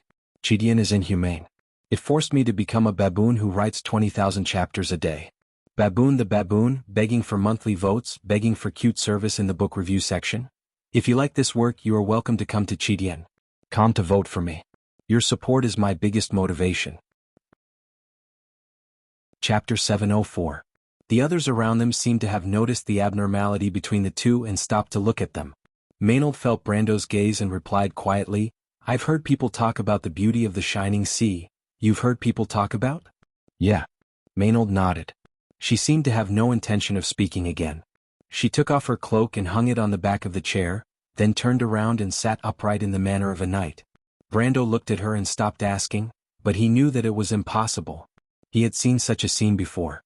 The blue waves were vast, the sun shone on the surface of the sea, the white and brown peaks of the Kalanga Mountains pierced the clouds where the sea and the sky intersected. But the memory at that time was like an old photo that had faded and turned yellow. He still vaguely remembered the faces in the photo, one of which was gradually coming to life, overlapping with the face of the female knight in front of him, as if it had been given color again. Brendel frowned slightly. His mind was in a mess. The trivial details from a few years ago, a few months ago, and even a few days ago were intertwined together to form some plausible but false thoughts. A thought that made him shudder slightly came to mind. Senior Allium Japonicum, could it really be her? Did she recognize him? Or did she just recognize the player's identity? This should be a test? Brando's fingers trembled a little nervously, his fingertips touching the smooth edge of the wooden plate. He felt his throat dry and his heart pounding. The round table also quieted down, leaving only the whispers of Lorena and Philas. Brando quietly looked in the direction of Maynard, feeling a sense of loss. This feeling was somewhat specious. It seemed like it, but it also didn't seem like it. Was this female knight really a senior? He hoped so because there was a familiar feeling about her, but this feeling was also a little unfamiliar. Besides, Brando knew very well that if she was really a senior Allium Japonicum, she would definitely be more powerful than she was now. In the game, his senior sister had played for a shorter time than him, but her achievements were far greater than his. Senpai's experience was rich. She definitely wouldn't become a silent bystander after transmigrating. If she was the one beside Her Royal Highness, he wouldn't need to deal with a wreck in Cypher. But what was going on right now? Brando was all too familiar with the glittering Kalanga Mountains. That was the first time they went out to sea, and everyone was shocked by the magnificent scenery of the sea of flickering light. It was so intimate, and it was deeply imprinted in the depths of their memories. It was impossible to forget. That was like the beginning of a story. Because of that day, there were the days of hot-bloodedness that followed. Everything was for the sake of Erwin, who had left them with memories. He looked at Maynard in a daze, but the female knight was calm. Jia. Brando opened his mouth and uttered a short syllable. The abrupt syllable was like a broken string in the quiet environment, piercing the short silence and making everyone stop to look at them. Lorena and Philas also stopped talking in a low voice and turned back subconsciously. But Brando didn't care about the gazes of others. He just needed an answer. He stared at the female knight with shoulder-length black hair and a calm expression. Maynard's slender fingers trembled slightly. Senpai? It was just a subtle movement. But Brando felt as if a dagger had been stabbed in his heart, causing all the blood vessels in his body to contract. At that moment he felt a tingling sensation like he was suffocating, and then the blood flowed back, giving him a short period of tinnitus. 2 lifetimes had passed, and he never thought he would meet the person who changed him the most, who made him understand what companionship, passion, and love were from his indifferent, selfish personality. He stared into Maynard's purple eyes, waiting for an answer. But Maynard looked up and glanced at him calmly, with some doubt in her eyes. There was a deathly silence. It took at least 10 seconds for Philas to break the silence in confusion. He asked curiously, Alfalfa Festival? What does that mean, Your Grace? Erwin dialect? The bright light burning in Brando's eyes faded in an instant. No. He replied somewhat bitterly. He took a light breath, turned back, and managed to squeeze out a smile. Kashuj, a city in the kingdom of Rubik. I mean, you can see the same beautiful scenery there after leaving the Shining Sea. Really? Philas looked interested. The kingdom of Rubik, I've heard of that place. It's a silver desert, and you can see crescent-shaped sand dunes from the sea, one connected to another. There are also mountains there that go straight into the clouds? Where there's land there are mountains. You can see them a little further south. Brando replied dryly. He suddenly felt something keenly and turned back. Maynard looked at him with some surprise. The two's eyes met for only a moment, but the female knight quickly turned back and no longer paid attention to this side. Brando was slightly taken aback and had some doubts in his heart. While dealing with Philas' exuberant curiosity, he watched Maynard suspiciously, but unfortunately, the latter did not turn back from beginning to end. It was as if everything before was just an illusion. Brando felt a little melancholy in his heart and could not help but feel depressed. The past was indeed the past, and the rest was just his wishful thinking. The clever Lorena and Medisha were keenly aware of the change, and the two immediately diverted the conversation at the table to other aspects. They each thought that Brando was so familiar with this place that perhaps he had such an unforgettable memory here. After all, everyone had their own secrets. The two wise ladies tacitly kept silent. During this time, only Freya saw that something was wrong with Brando and clumsily expressed concern, but the latter perfunctorily brushed it off. The mercenary girl leaning against the azure lance sat in a corner and saw this scene, but she just watched silently as usual. Only Philas was carefree and chatted with Brando here and there. The son of Prince Cruz seemed to regard Brando as his best friend after Brando gave him the right to be the first to come into contact with the prey. The Shire smiled and said nothing about this, only cleverly diverting the topic when Brando felt a little annoyed by this guy. Lorena looked at this scene with some hand on her forehead. Her fiancé was really stupid. The magic hourglass in the center of the inn's lobby had gone through about a third of the journey. After a dreary hour, when the sun was above the lake and cast its shade through the window on the maple-nailed floor, Zhang Lixing said, "Oh, I see." Lunch, nearly 4 hours late, was finally served. Overcooked venison, crumpled bread, salted salmon that was as black as smoked meat, fish soup stirred with red beans, and the only thing that caught one's eye was potato soup. Although Brando knew that there couldn't be anything good in this little-known inn, he couldn't help but frown when he saw the food on the wooden plate that seemed to have long passed its sell-by date. How long had it been since he had last eaten food like this since he left his hunting career in the Amber Sword? He looked up at the sweaty bald boss. Fortunately, the other party wasn't completely useless. In addition to fruit wine and goat's milk, he actually got a jar of honey. Honey was not common in this era and was a luxury item on the dining table of nobles. In addition, Brando knew that there were no beekeepers in the area of Shallow Water Town, so Brando guessed that this jar of honey was probably wild honey from a hunter's home. The boss nodded and bowed as he looked at Brando. Such a respectful attitude was not only because of his identity. Brando knew very well what the other party was trying to do, and it was understandable. Of course, he was also a man of his word. He put away his messy thoughts and gestured to the silver fairy princess beside him. Medisha immediately took out her money pouch and let Brando grab a handful of gold coins from it. Brando looked up and stared at the bald boss. Then he threw the gold coins in front of him.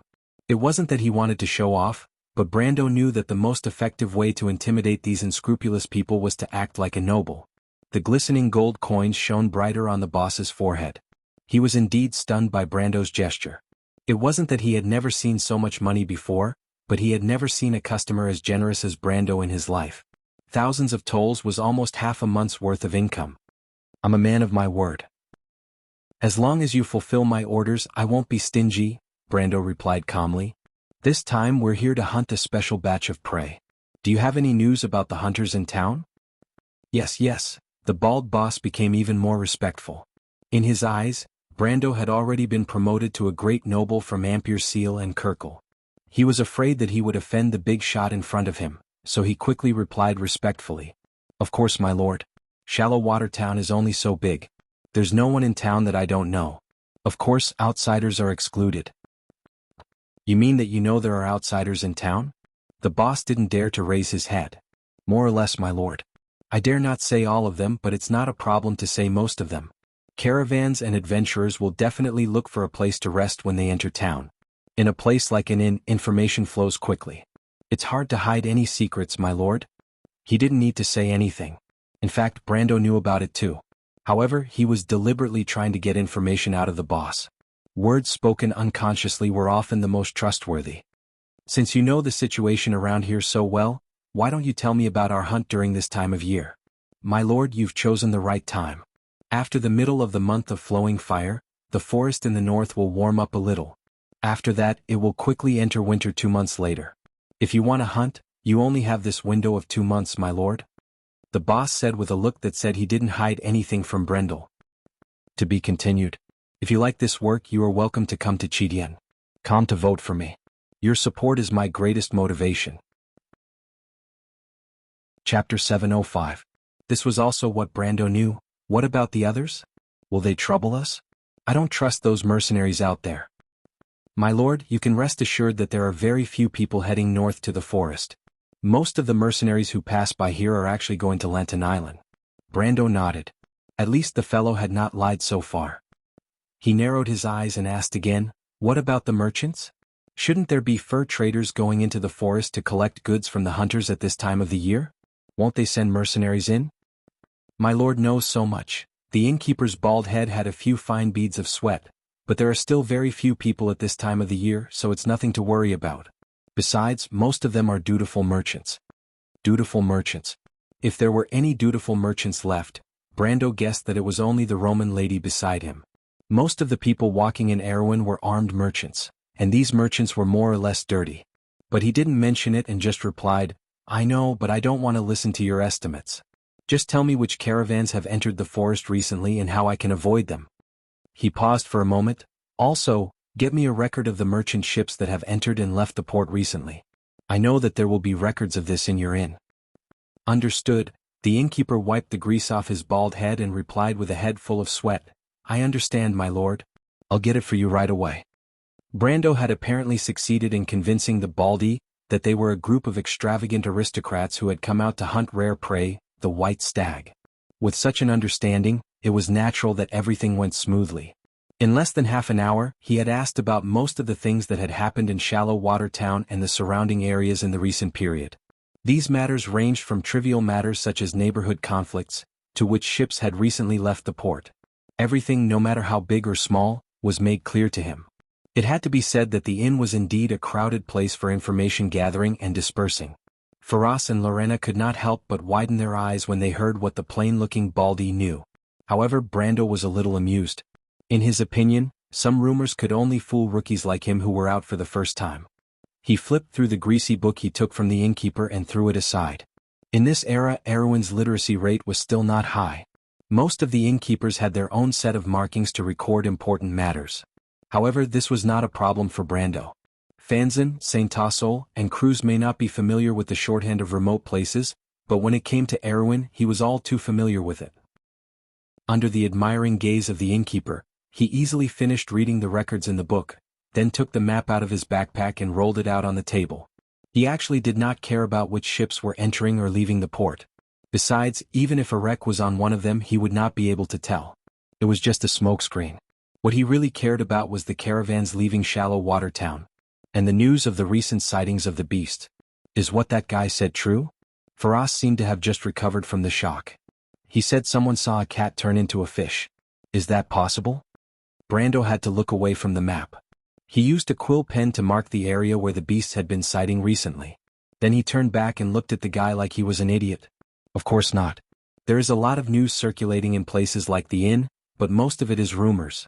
If you want to find useful information from it, you have to use your brain. So that's how it is. I didn't expect there to be such knowledge.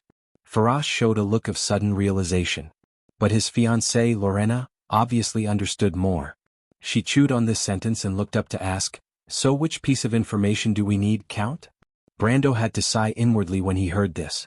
It was like a flower stuck in cow dung. As expected of the genius girl of Cruz, her reaction was much faster than the average person's. He put the map aside and flipped the grilled fish on his plate with a wooden fork. It's unlikely that the prey we're after would leave his tracks openly, but he would still leave some clues behind. The innkeeper said that some hunters had entered the mountain ahead of time. "My lord, do you suspect that they were hired by Erek as guides?" The Silver Fairy Princess put down her knife and fork when she heard this and looked up to ask softly. "It's just a suspicion now," Brando replied. "As for whether it's true or not, we'll have to wait and see." He tore off a piece of meat from the so-called salt-baked salmon with a fork. The tenacity of the meat made him feel like he was cutting a piece of dragon's skin. When he put it in his mouth, the strong fishy taste made him frown and almost spit it out. After getting used to fine food in his territory, he couldn't stand the crude cooking methods of the outside world. However, he still chewed it like a piece of rock and swallowed it. Traveling outside meant having to adapt to harsh conditions. Without food there would be no strength, and Brando understood that. But he still had to sigh. It was easy to go from frugal to extravagant, but difficult to go from extravagant to frugal. When he started in the game, he also ate these trash-like things. He swallowed them like healing potions and there was nothing wrong with it. But now he couldn't stand it. This was the so-called difference in mentality. Thinking of this, he couldn't help but look up at the others. Scarlet and Freya, who came from the countryside and lived a simple life, didn't seem to feel anything wrong with such food. The food they ate in the countryside of Chablis and Butchie might not be better than this. Especially for Scarlet, it was not easy to eat a hot meal in the wild, and usually only black bread that was as hard as a rock could fill her stomach. But Lorena and Filas couldn't. Although their table manners were impeccable, the couple only tried the roast venison and put down their knives and forks. Medisha, on the other hand, was more elegant. The silver fairy princess ate a little bit of each dish as a sign of respect for her master. But each time she ate a little less than the previous time. Then she put down her knife and fork gracefully. Of course, as a heroic spirit, she didn't need to eat. The Shire sat in an inelegant posture, leaning on his staff. It was just an ordinary maple staff, and he wisely only drank a few mouthfuls of fruit wine. Beside him, Hippamera was still praying with her hands clasped together, and the little prince stared at the roast meat and goat's milk in front of him with a bitter face, looking like he was about to cry. Only Maynard's performance impressed Brando. The knight followed the usual dining tradition and used a knife to separate the red beans from the fish soup, and then put the hard-to-swallow food into her mouth one by one. She finished it all with a straight face and didn't waste a single bit. The whole process was so standard that it was like a precise machine, and Brando couldn't help but look at it a few more times. Finally, she wiped her mouth with a white handkerchief, put down her knife and fork, and nodded to the waiter on the side to express her gratitude. Brendel's tears almost fell from his eyes. While everyone was still struggling with this horrible lunch, a crisp voice interrupted them. "You're right. You're right. You're right. You're right." At that time, Brando was studying a map of the northern end of the Ansara forest published in 357 by the Royal Geographical Society of Erewhon. But when he heard the young voice, he couldn't help but look away from the map and look behind him. He saw a little girl. She had long purple hair, a slender face and big amethyst-like eyes. She gave off the feeling of a doll. She was wearing a gorgeous dress, although it was a little old, but she didn't look like a commoner's child. Especially the jewels on the pair of round-toed leather shoes, Brando could tell at a glance that they were authentic. She stood there like a fairy in a fairy tale, and people couldn't take their eyes off her. The little girl wrung her hands and asked politely, "Can I sit here for a while?" She pointed to the empty seat next to Haruz. As soon as Lorena saw the little girl, she couldn't help but feel overflowing with love. But the master here was still Brando, so she could only worry there. Fortunately, Freya seemed to sense her thoughts and she asked in a soft tone, "Are you lost, little girl? Would you like something to eat?" "No, thank you," the little girl replied generously. "I'm waiting for someone here, but I'm a little scared to be alone. Can I sit with you?" Freya turned her gaze to Brando. Brando looked at the little prince in front of him with some amusement. It turned out that he saw Haruz staring at the little girl from the moment she appeared, and his eyes almost popped out. "Haruz, this little lady wants to sit next to you, do you agree?" When Brando said this, he had already carefully examined the little girl and had already noticed that there was no aura of power on the other party, and that she was just an ordinary person. The little prince didn't seem to hear him, and it wasn't until Brando called him twice that he reacted. He let out an "ah" and his face turned red. Of course. Thank you." The little girl bowed to everyone immaturely, and Brando knew at once that she was a descendant of a noble, and not just any noble. He glanced at Maynard, and the female knight seemed to be sizing up the little girl as well, but like him, she didn't say anything. To be continued. If you like this work, you are welcome to come to Chidian. Come to vote for me. Your support is my greatest motivation. Chapter 706. Of course, Haruz stammered. "Thank you, little brother." The little girl thanked him again, then lifted her skirt and sat down next to the future king of Erewhon. However, Haruz obviously didn't have the self-awareness of being a crown prince. His face was as red as a ripe apple, and he looked helpless as if he wanted to get closer to the little girl, but was afraid of touching her and causing her displeasure. Brando couldn't help but shake his head when he saw this scene. The little prince's behavior was not even comparable to that of an ordinary noble's, let alone a member of the royal family. He really didn't know how Oberway and his sister taught him. However, he thought of an interesting question. If Haruz really liked this little girl, then what would happen to Eek and Yura's daughter, Alara, in the future? Would this be a change in history? Thinking of this, he couldn't help but narrow his eyes and stare at the little girl. To be honest, he also admired this little girl. In Erewhon's era, most of the daughters of the common people couldn't be as graceful as her, and most of the children of the noble families were domineering and had long forgotten the etiquette of the sages. In Brando's mind, Vahina was a typical example. But fortunately, the girl's nature wasn't bad and she didn't give him too much trouble. But the other one?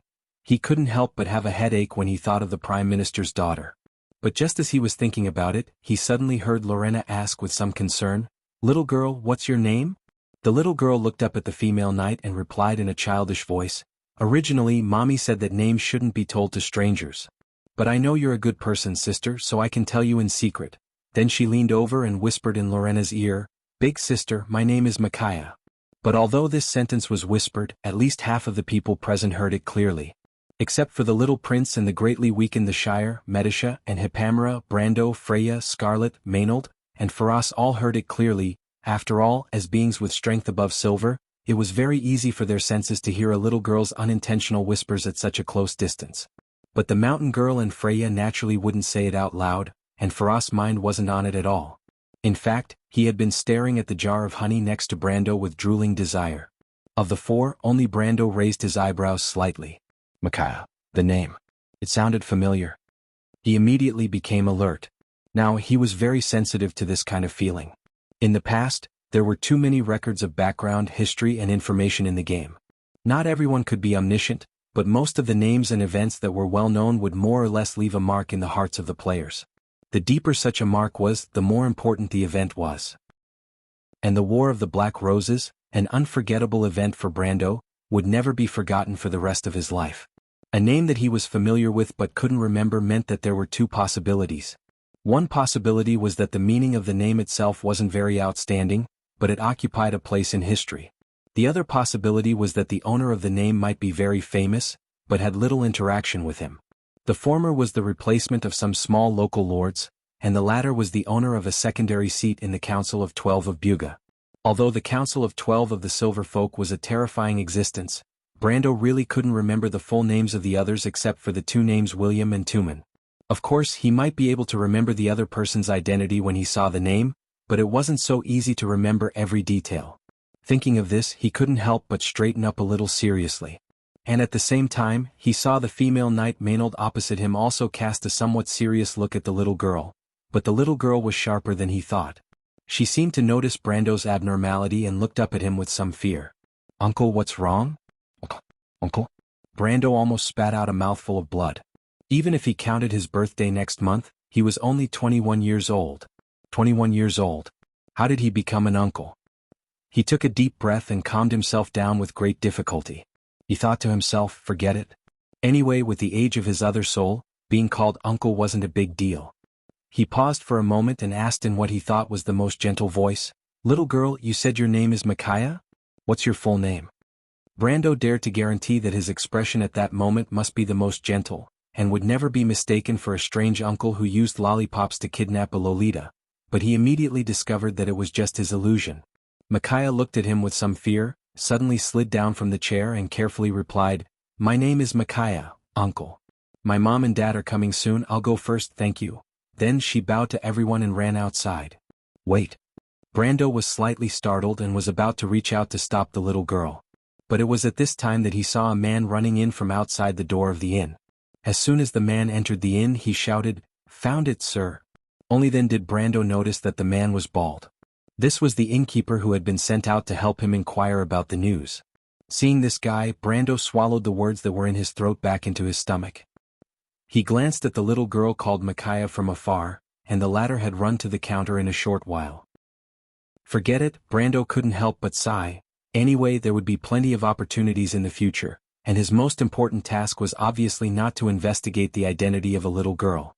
On the contrary, the most important thing for him now was the news that the bald innkeeper had brought back. He didn't know if he had found any useful information. He looked in that direction, and the bald innkeeper had already run to their side, panting. He looked at Brando with an extremely admiring look and replied while panting, "Sir, you really have godlike foresight, just tell me the result." Brando threw a gold coin over, well aware of this guy's trick. "I went to ask. Those hunters did go directly into the forest without any preparation, which is strange, I haven't heard of anyone who dared to be so bold in so many years." The innkeeper smiled good-naturedly as he put away the gold coin and replied naggingly, "They didn't prepare any tools, they didn't even bring any supplies, they must have lost their minds." "They're not crazy," Lorena's voice cut in, interrupting him. "It's because someone prepared supplies for them." Oh. The innkeeper was stunned. Except for him, everyone sitting there looked at each other with a look of understanding, even Faraz, who had been slow to react. Who would prepare supplies for those hunters? Naturally, it could only be that cunning fox Arek. Because there had been almost no record of caravans entering or leaving the country recently. So Brando was almost certain that Arek had not entered Shallow Water Town at all, but they still needed a local guide. After all, not everyone was as familiar with the forest as he was. So he could infer that Erek must have bypassed Shallow Water Town, just sent someone to hire some local hunters, and then went straight into the forest. As long as he had this clue, then the following tracking would be much easier. Brando's eyes calmed down, he put down the map and asked, "When did those hunters enter the forest?" "A week ago, my lord." The innkeeper took the money and naturally did his best, answering without hesitation. "A week." Brando pondered for a moment. This was not a long time, and it was very likely that Erek had not yet crossed the northern part of the Ansara forest. But there was no time to lose, they had to get moving right away. Of course, before that he had to grasp more advantages. He looked up, and the female knight Lorena and her fiancé Faraz looked at the lord with some admiration. Although filtering useful information from useless rumors was actually just the most basic compulsory course for most veteran adventurers and mercenaries, but in the eyes of these newbies, who had just left home for the first time, Brando suddenly rose to the height of wisdom. At this time, Brando was pulling out a roll of parchment from under his cloak and throwing it in front of the innkeeper. "You read this?" "Me?" The innkeeper was slightly taken aback by Brando's sudden action. In his previous impression, although the noble young man was very capable, he was not too different from those playboys. But it seemed that all of a sudden, the noble in front of him had changed. The feeling was like an unsheathed sword becoming fierce. Brando pointed at the parchment and nodded to him. The innkeeper then picked up the parchment with trepidation, and then slowly opened it. But he had just finished reading the first row when he almost threw it out with a shudder. Royal Knight Regiment. My lord, you are a Royal Knight?" The innkeeper's face was pale, and he could not help but stutter a little, wiping the oily sweat from his head as he asked. Brando nodded. This was one of the identities that Princess Griffine had entrusted to him. In fact, after the Battle of Ampere Seal, because of the support of the Holy Cathedral of Fire, the princess's forces could almost be considered as the orthodox forces of Erewhon. In addition to the northern nobles, Erek, who had colluded with All for One, had long been declared a criminal by the Holy Cathedral and was wanted by the Holy Cathedral. So now it could be said that the difference in status between him and the Duke was completely different from when he first stole Grodin's title from Tanajil. His real identity used to be a bandit, a rebel and a bandit, but now Erek was a heretic wanted by the Holy Cathedral of Fire. In that case, of course, he would take advantage of this apparent change in status. Brando pushed the parchment in front of the innkeeper and said sternly, "So now you know who we are?" My lord." The bald innkeeper replied with sweat dripping down his forehead. "Don't worry, we are not here to cause trouble for you." Brando was speechless as he looked at the man who was scared out of his wits. He had to say something to comfort him. "But I can tell you clearly now that the people who entered the forest are a group of vicious heretics." "My lord, you mean those hunters are heretics?" The innkeeper did not know where the courage came from, but he actually interrupted Brando in surprise. Brando was speechless for a moment. "No, I mean the people who hired them to enter the forest." "Oh no." Hearing this sentence, the innkeeper suddenly jumped up as if the soles of his feet were on fire. "So the hunters who entered the forest are not in danger?" Brando sighed in relief. He did not expect this greedy and unscrupulous man to be worried about others. He could not help but show a slight admiration. He nodded and said, "Yes, so quickly go and find the families of those hunters, their wives, daughters, parents, and those who are familiar with them. They must know the path that those hunters are used to taking into the forest at this time of year." He paused for a moment and continued, "We must catch up with those heretics before they do. You understand?" The bald innkeeper was slightly startled, and immediately nodded and patted his chest to assure Brando that he would immediately find those relevant people. Brando was too lazy to pay attention to this guy. After sending him away with great difficulty, he turned around and saw Freya asking worriedly, "Are those hunters really in danger, Brando?" "There is definitely danger, but it's not a big problem for the time being." Brando thought for a moment and replied, "At least before leaving the stained frost forest, Erek will definitely not do anything to them." "My lord Count, so you said that just to make him hurry up?" Lorena asked with some confusion, "But won't this make the families of those hunters worry for nothing?" Brando shook his head. "If we can catch up with Erek, naturally the sooner the better. I'm afraid that guy will be too careful and waste unnecessary time. Besides, it's better to worry than to actually die." "I see, you're right." The female knight nodded. Brando turned his head and watched the innkeeper crawl out of the door, his bald head very conspicuous on the street. He took a light breath and looked down at the map spread out on the table. His gaze subconsciously moved to the Lantan Island area, but suddenly he saw a familiar place name, Arucher. Arucher, Micaiah. At that moment, a bright electric light flashed through Brando's mind. He couldn't help but scream in his heart, F***C Arucher Micaiah? That little girl is the future witch queen. P.S. 10,000 strong baboons are here again. This should be the 13th day. What are you still hesitating for? Where are the votes? To be continued. If you like this work, you are welcome to come to Chidian.com to vote for recommendation and monthly votes. Your support is my greatest motivation. Chapter 707. Before evening, Brando had obtained a map of the hidden routes the hunters used to enter the forest. This was all thanks to the bald boss of the coach house's propaganda. Or rather, intimidation. The secret paths in the forest were only known to the hunters, and every single one of them was a secret passed down from generation to generation. If not for the safety of their own families, they would never hand them over to outsiders. Of course, Brando's identity as a royal knight also played a huge role. The commoners always subconsciously knew that a noble did not need their secrets. On the contrary, when they heard that a knight from the royal family was going to rescue their loved ones, they could not help but feel grateful.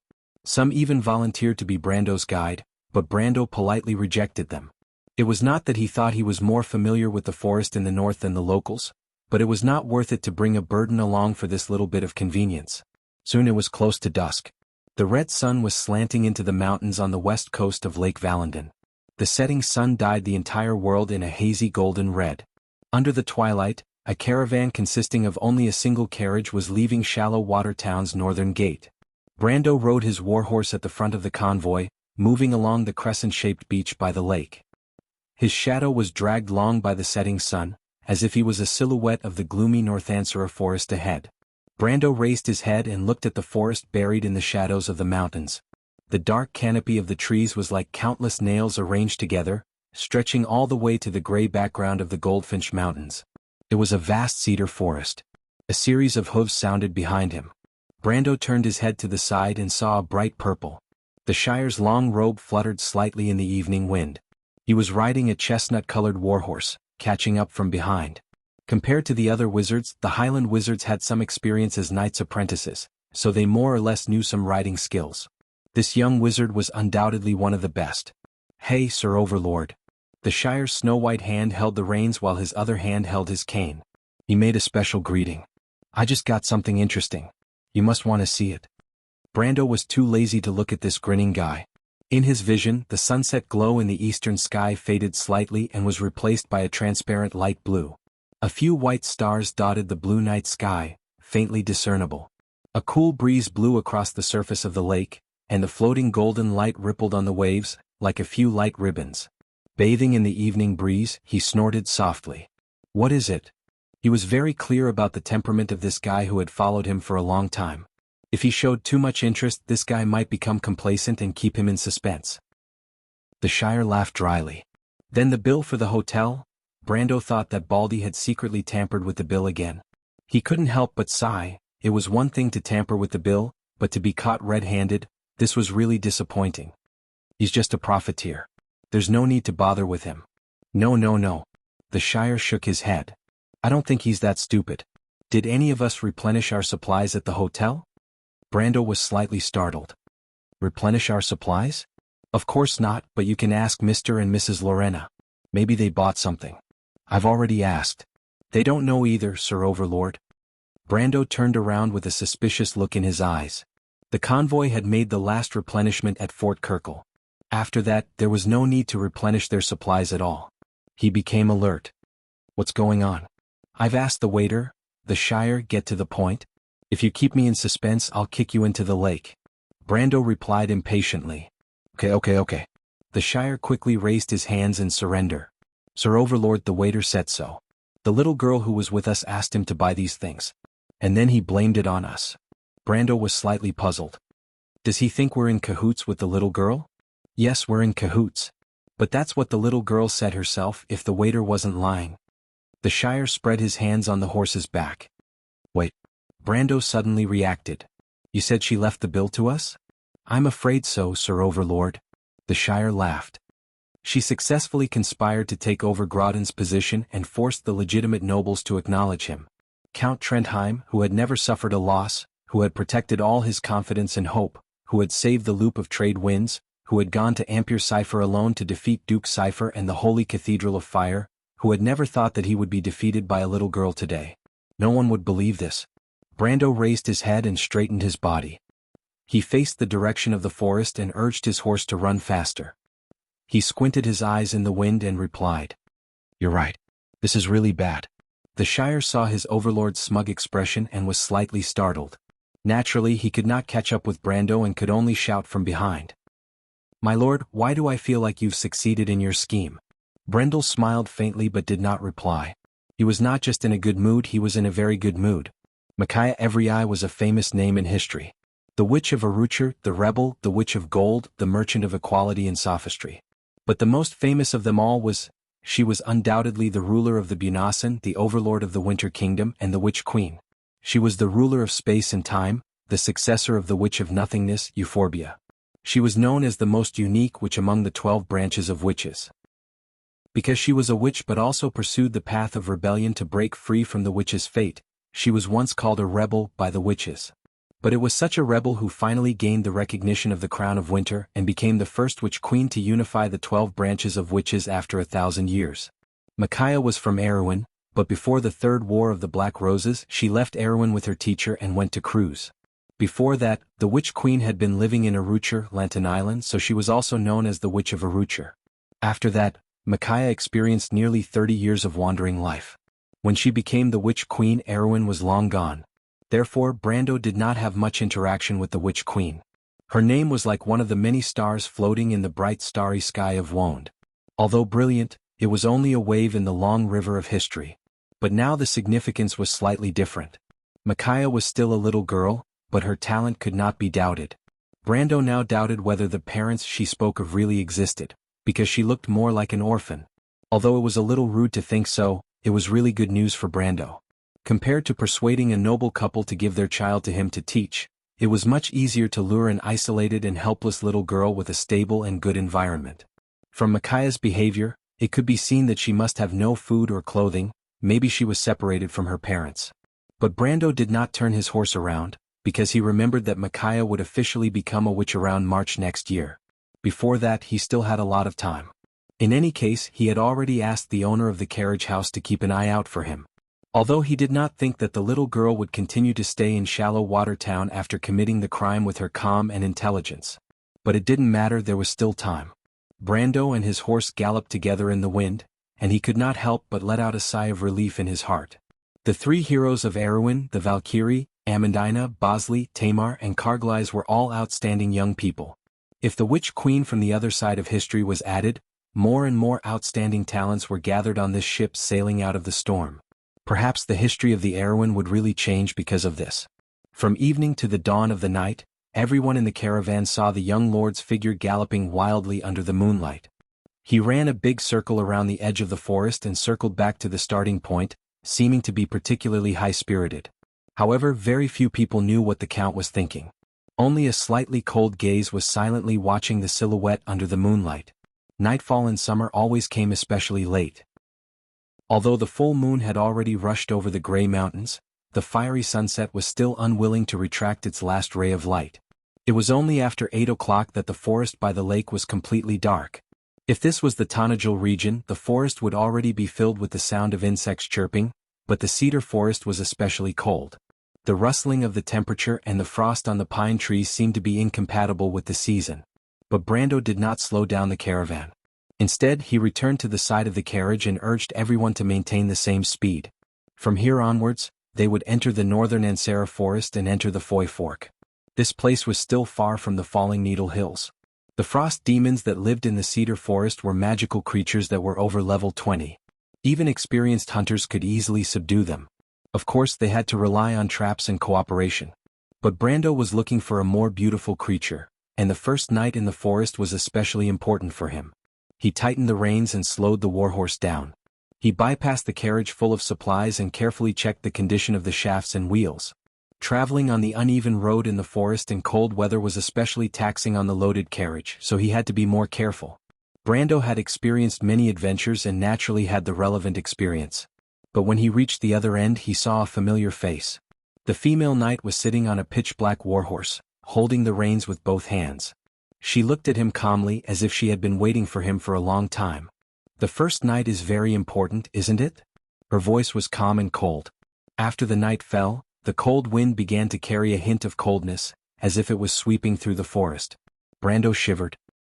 He held the reins with one hand and looked at the female knight. Who are you? That's not important. Let the others set up camp.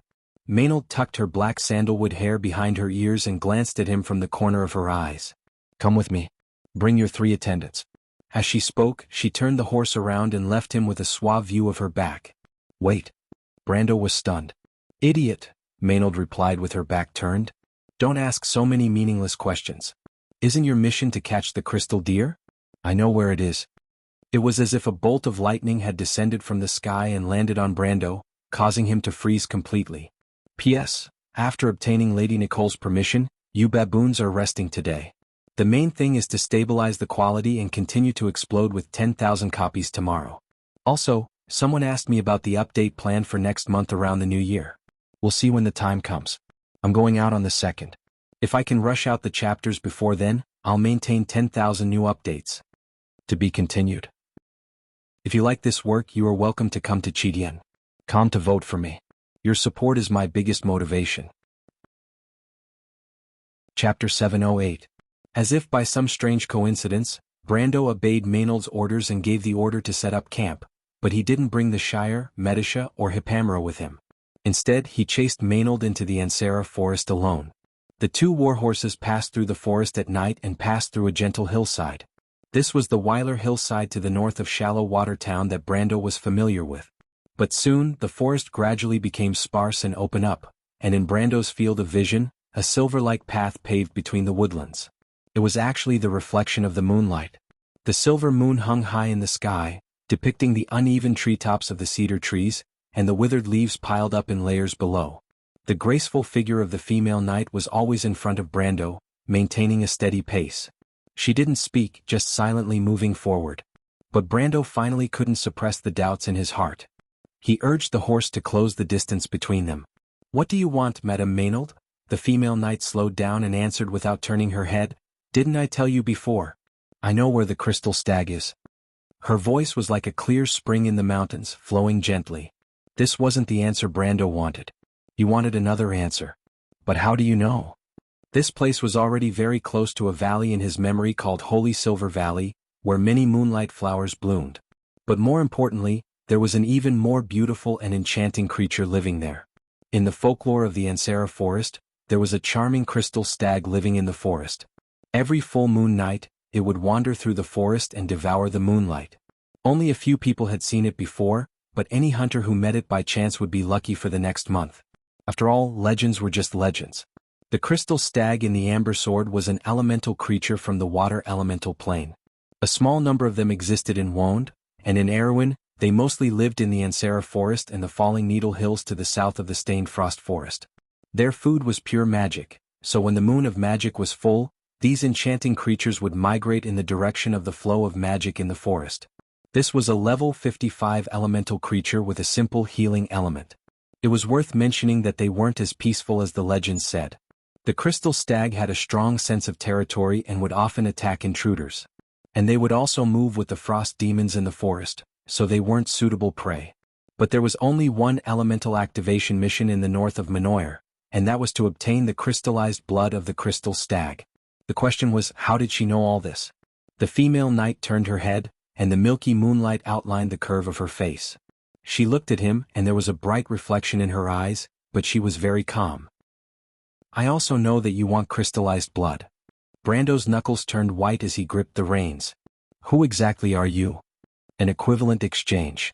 Before I answer your question, I want to ask you a question. Maynard turned her head and continued to move forward slowly on the horse's back. Her voice was very soft and calm, as if she was narrating something unimportant. Brando was silent for a moment. His mind was a mess and he tried to organize it. But all his questions were focused on one point. He said hesitantly, "Ask away. Some people are racing. At this time, a rider has surpassed the original second place. May I ask what place he is now?" Brando didn't expect Maynard to ask such a strange question. Without thinking he answered, "First place?" Maynard giggled. I understand. You're Sophie, right? Brando was like a stone statue on the horse's back. He stared at the female knight in a daze, his teeth chattering. That name seemed to be squeezed out from the depths of his throat. Allium Japonicum, Senior? Maynard stopped and glanced at him. I'm not her. That's impossible. Brando was a little anxious. He almost recognized her. Otherwise, why didn't Maynard exist in history? Why did she look exactly like his senior? Why did she know who he was? But why didn't she admit it? But I know her, Maynard replied faintly. Brando was slightly startled. Maynard's tone was very quiet, as if to calm his restless heart. He looked at the woman, the familiar back, in confusion. What's going on? I don't know. Maynard sighed faintly. But I'm very happy that I guessed right. If you don't feel bored, I can tell you about myself. Please tell me. Brando tried his best to suppress his emotions. He felt that he was going crazy. I've been dreaming since I can remember. Some strange, absurd dreams. Sometimes, in my dreams, I dream that the kingdom is overturned and everything is in a sea of fire. Sometimes, I dream that I've become another person. In such dreams, I'm like a bystander, but I'm still struggling in an obscure fate. In the end, history returns to the same path. Maynard slowly recounted her past. Her voice became a little gloomy. In that history, I know you're senior. Brando seemed to have woken up from a dream. The first thing he said was, that's impossible. Among all her members, you're the dumbest. In all the intellectual questions, you're always wrong. But her favorite member is you. Because you're simple and full of ideals like a blank piece of paper. Maynard replied, I've more or less guessed your identity. But until today, I'm sure who you are, Sophie. Brando held the reins tightly and stared at the woman. If you're not her, why are you telling me this? His voice sounded a little like his soul had been sucked out. Because I'm scared. Scared? In my dreams, I've seen many strange scenes. I don't know which of them are real and which of them are fake. But it wasn't until this dream began to come true that I began to fear the end. I gave myself a name, Maynard. In the few fragments of my memory about the dream, this word represents revenge. I hope to fight against my fate. Wait. Brando seemed to be listening to an incredible story. He found that he understood the things that Maynard said. They corresponded to everything that happened in the previous world. But just as he was about to speak, the knight interrupted. Don't interrupt. The knight continued, because of this wish, I came to the princess' side. But I found that my idea was wishful thinking. I joined the royal faction, but it was just like what I saw in my dream. Even the royal faction couldn't stop it from happening. Erwin was like a sinking ship caught in a storm. Everyone on the ship could only watch as it was pulled into the center of the whirlpool. At this point, she stopped and asked, Do you believe what I said? Brando's feelings at this moment were no less than the day he traveled to Bucci. His mind was also a mess. He vaguely felt that there was some kind of connection between the two, but he couldn't figure it out. Hearing the knight's question, he nodded stiffly and said, This is an incredible story, but you believe it, right? Because you personally experienced part of it? Maynard asked quietly. This question made Brando shiver. He stared at her. Because it was an opportunity for me. Maynard did not avoid Brando's gaze. Until one day, I found that everything started to deviate from its original path. From which day? Brando had already guessed something, but he still asked in a ghostly tone. His voice was trembling. From the day Grodin died. Brando trembled slightly. The knight seemed to have never spoken so much in her life. She sighed softly and said, Do you understand, Mr. Brando? I know that you are the only opportunity to change everything. Only you can prevent Erwin from falling into destruction. Because I know that you and I have experienced the same history. Although I don't know where you came from, maybe you had the same dream as me, but at least I understand your thoughts. She turned around and looked at him with bright eyes. You won't let it happen again, right? Brendel rode silently on his horse and did not answer for a while. Why are you telling me this? After a while, he asked the same question as before. Because I want to help you, Maynard answered. Help me? That dream was clear and blurry at the same time. It let me know some trivial things. Although I can't remember when the war between Erwin and Madara broke out, I can't tell who is enemy and who is friend. It's like there's a barrier between me and history. She paused for a moment. But, she knows more than you. I can help you, Brando. Like now? Brando took a deep breath. He knew that Maynard was right. She knew more than he did. Before the year of Lin Mao, he was still a complete rookie. Most of the information he had about the era before this came from the records on the forum after that. But before the First War of the Black Roses broke out, she was already a veteran commander. But he did not expect that even in another world she would still stand by his side like before. Brando suddenly felt a stinging sensation at the corner of his eyes. He blinked. "Can you remember everything, Madame Maynold?" "I can't," the knight answered calmly, "but I can at least remember part of it." "That's enough." Brando smiled slightly. He had completely calmed down. He stopped his horse and extended his hand to her. "With Martha as the witness, it's a pleasure to work with you." Maynold stopped as well. This was a common way for players to form parties in the game. She was slightly startled, as if she was in a different world. But she only reached out and touched Brando's finger lightly. "It's a pleasure to work with you, but don't try to take advantage of me, Brando." To be continued. If you like this work, you are welcome to come to Chidien. Come to vote for me. Your support is my biggest motivation. Chapter 709.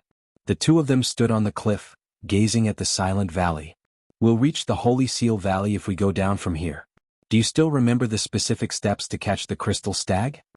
Brando observed the situation below.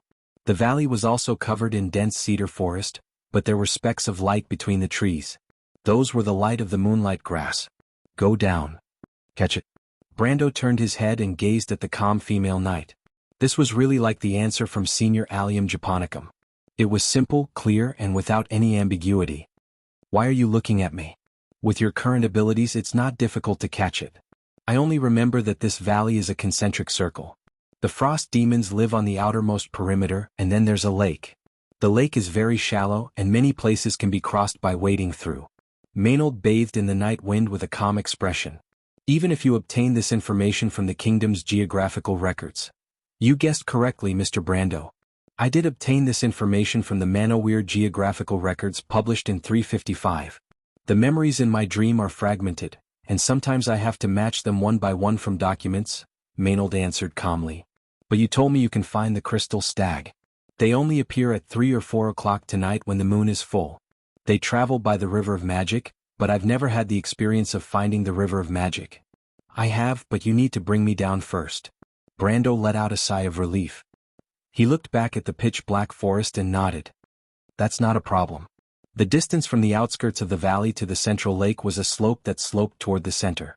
Large patches of cedar forest were spread out sparsely, and the forest was dotted with moonlight grass that glowed brightly.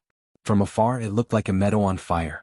This was also the place where frost demons could be found. Frost demons were a type of secondary elemental creature that looked a bit like a flat ice man. Its strength was about the same as 3 skeleton soldiers, and its vitality was far more tenacious than the latter. However, it didn't have any special means of attack, except for a spell called Frost Flying Dagger. As a low-level magical creature, frost demons also lacked intelligence. Their movements were completely based on their beastly instincts. Therefore the hunters set up traps to catch them. The frost core, the magic core in their bodies, was an inferior magic crystal. It could be sold for a good price in the market. However, Brando did not intend to provoke these things. Most frost demons like to move in groups, especially near their habitat. He did not want to attract the attention of these demonic creatures. This was the first test of this mission. To the average player, this test would be quite troublesome. Brando could imagine that only an expert could complete this quest. Most players would choose to gather their friends and fight their way in from the outside. However, this quest was unusually simple for him. He simply took out King Buni's concealment cloak of all things from his backpack, opened it and stood down. He looked up at the female knight beside him and said, "Come in." Maynold hesitated for a moment before she got into the cloak and squeezed together with Brando. "I'm warning you, don't take the opportunity to get close to me," she exhaled. Brando nodded awkwardly and closed the cloak with his hands. Inevitably, the distance between the two of them got closer. Maynold snorted softly, but she knew that Brando did not mean to take advantage of her, so she could only ignore it. With the concealment cloak of all things, passing through the frost demon's territory became a very simple matter. There was no need to think about taking a detour. Brando went straight through the first half of the valley. Soon he saw a silver light spot appear in the forest. It was a lake. The reason why it was shining was because the mirror-like surface of the lake reflected the continuous flow of moonlight grass. As Brando approached the lake, the concealment cloak in his hands gradually lost its magic power. After 2 flashes, it turned back into an old rag. At this moment, Brando heard a sharp squeak from behind him. He knew it was not good. He hurriedly put away the cloak and pulled out Haurangaya. Looking back, he saw a creature that looked like a transparent ice crystal looking at them under the shadow of a tree not far away. That thing looked like a thin ice man. Its height was only half that of a normal human. He could barely make out that there was a ball of red light on its head which looked like an eyeball. But Brendel knew that it was just the mana core of the enemy. This was the frost demon. It seems that the duration of your cloak is shorter than you expected. You've regressed, Brando. Maynard turned around and pulled out her long sword, standing back to back with Brando. Brando immediately felt awkward. Ever since he transmigrated to this world, his attention had been occupied by other things. As a player, his sharp senses had indeed slowed down a lot. After a scream, 20 to 30 monsters of similar appearance immediately rushed out of the cedar forest, surrounding the two of them. How do we fight? Brando asked. I can deal with 7 or 8 of them, no problem, Maynard said calmly. Then you protect yourself. Leave the rest to me. Maynard nodded. She was very clear about Brando's ability. With her strength, she would only be a burden to him. So, she only needed to protect herself and not distract Brando. As soon as Brando finished speaking, the tip of Haurangaya lightly slashed downwards. With a loud bang, something seemed to rise from the ground. 2 sharp stone spikes pierced through the ground and flew towards the 2 frost demons. Before the latter could react, they were nailed to the cedar tree trunk behind them. With a crack, the cedar tree snapped, and the 2 frost demons were completely smashed into a pile of ice crystals. This happened in an instant, so much so that before the numerous frost monsters could react, they had already lost 2 of their kind. But everyone knew that Haurangaya could only be activated after swinging it. It wasn't that the sword missed, but that Brando hadn't arrived yet. Brando's figure was gradually fading. But on the other side of the battlefield, a black blade appeared in front of a frost demon. That demon raised its head and watched as Haurangaya swept across its body. Like breaking glass, its body of ice shattered inch by inch. Brando's sword seemed to have cut open a gap, creating a huge arc. 3 frost demons were turned into countless flying fragments along with his sword. The shattered frost demons in midair melted at a speed visible to the naked eye. Before their shattered bodies could even land on the ground, they turned into a light blue crystal and fell to the ground. This crystal was a frost core, a very inferior substitute for magic crystals, but it could barely be considered a renewable resource. If Brando had just arrived in Tanajal, such a substitute would have been a precious treasure to him, but now it was of little value. He didn't even look at these drops, and like a whirlwind he charged into the frost demons. In an instant, it seemed as if 4 or 5 Brandos had appeared on the battlefield at the same time. Maynard quickly joined the battle, and the battle was basically one-sided. Only the last few frost demons managed to scratch the female knight with their frost daggers before they died. And it was basically impossible for these monsters to pose any threat to Brando. The last frost demon also turned into ice under Brando's sword. The battle ended in just a few minutes, and Brando didn't even feel that his body had warmed up. However, Maynard had used up a lot of energy. She used all her strength to push away the last frost demon that she killed, and its corpse fell to the ground with a crash, shattering into thousands of pieces. She then leaned on her sword, looking as if it was very strenuous. Brando turned his head, looked at the female knight with a red face and teased, "You've also regressed a lot. Don't compare me to her, I'm not her."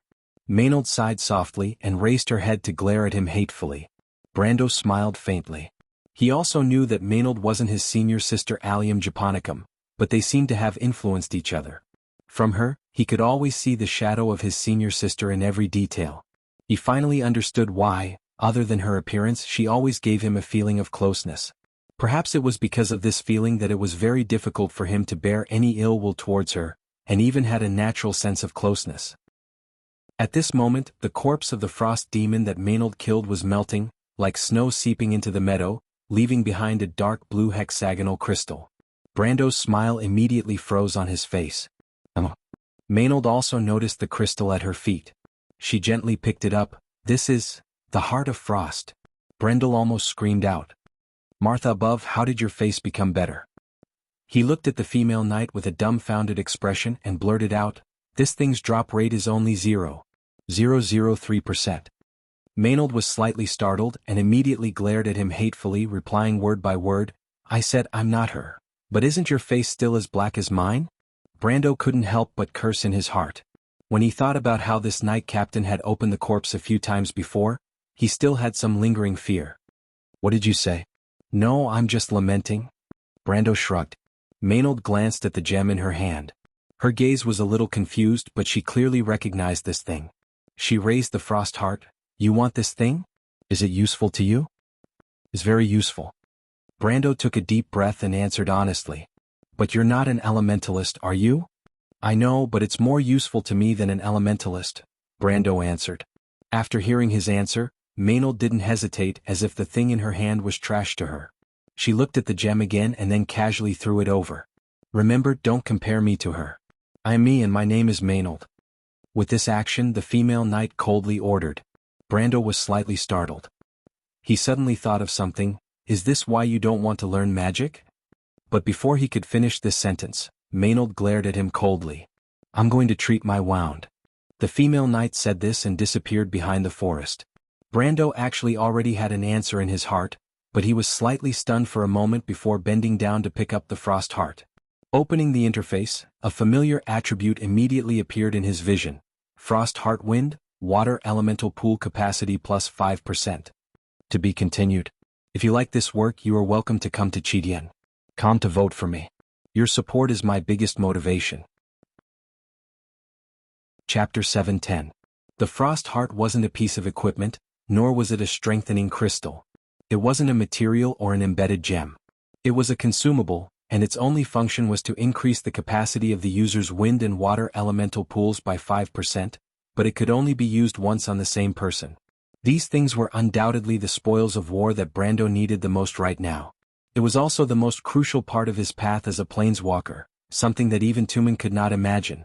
Equipment, special items, consumables for upgrading and strengthening crystals.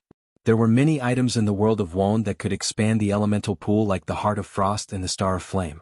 Of course, for the sake of balance, except for a small number of divine artifacts and legendary items, similar magic items and fantasy items did not increase the elemental pool too much. But don't forget, Brando himself is special. Because of the existence of the two elemental pools, the enhancement of these items to him was equivalent to double. For example, the Frost Heart's wind and water elemental pools could be expanded by 5%, but for him, it was actually expanded by 10%. A double bonus was enough to change the original balance. Brando even felt that Martha was especially fond of him. Before entering the Stained Frost Forest instance, he had already predicted that he would be able to obtain a similar wind or water elemental pool expansion equipment. After all, this was Erwin's most famous instance with ice-type creatures. However, he didn't think that the surprise would come so quickly. The drop rate of the Frost Heart in the game was only 0.003%. On average, this area would only produce one Frost Heart every 1 to 2 months. However, this time they had only killed 20 to 30 Frost Demons. According to the standards of the game, this was already considered heaven-defying. Most importantly, it was Maynard who had opened it. In Brando's mind, Maynard was basically as bad as his senior. After the Great Happiness, Brando immediately used Frost Heart. The data of the wind and water elemental pools of the two elemental pools immediately became Frowny Face Wind, 2120 plus 1, plus 5%. Wind, 6360 plus 3, plus 5% water, 2120 plus 1, plus 5%. Water, 6360 plus 3, plus 5%. Brando knew that the expansion of the elemental pool was calculated in the game. Equipment, strengthening crystals, and internal enhancement were all calculated separately. Other than the direct increase in the basic value, the other relationships were all multiplicative. Therefore, there was no need to pay too much attention to the order of use. However, after the expansion of the elemental pool, the system prompted that the capacity of his deck had also increased to 6, 10, and 14, 20, which gave him a huge surprise. Because this indirectly confirmed his thoughts. The path he envisioned as a planeswalker was to rely on 8 or more planeswalker creatures to quickly accumulate an absolute advantage on the battlefield. Every planeswalker was a channel for drawing cards and playing cards. One round of drawing cards 10 times and playing cards 10 times. Starting with a hand of 80 cards, what kind of concept was this? Even an apprentice who had just become a planeswalker would understand how terrifying this was. However, the only flaw of his deck was actually the limit of the size of the deck in the elemental pool. After all, Kelsey's idea was flawed. The planeswalker creatures themselves could not provide the capacity of the elemental pool and the deck.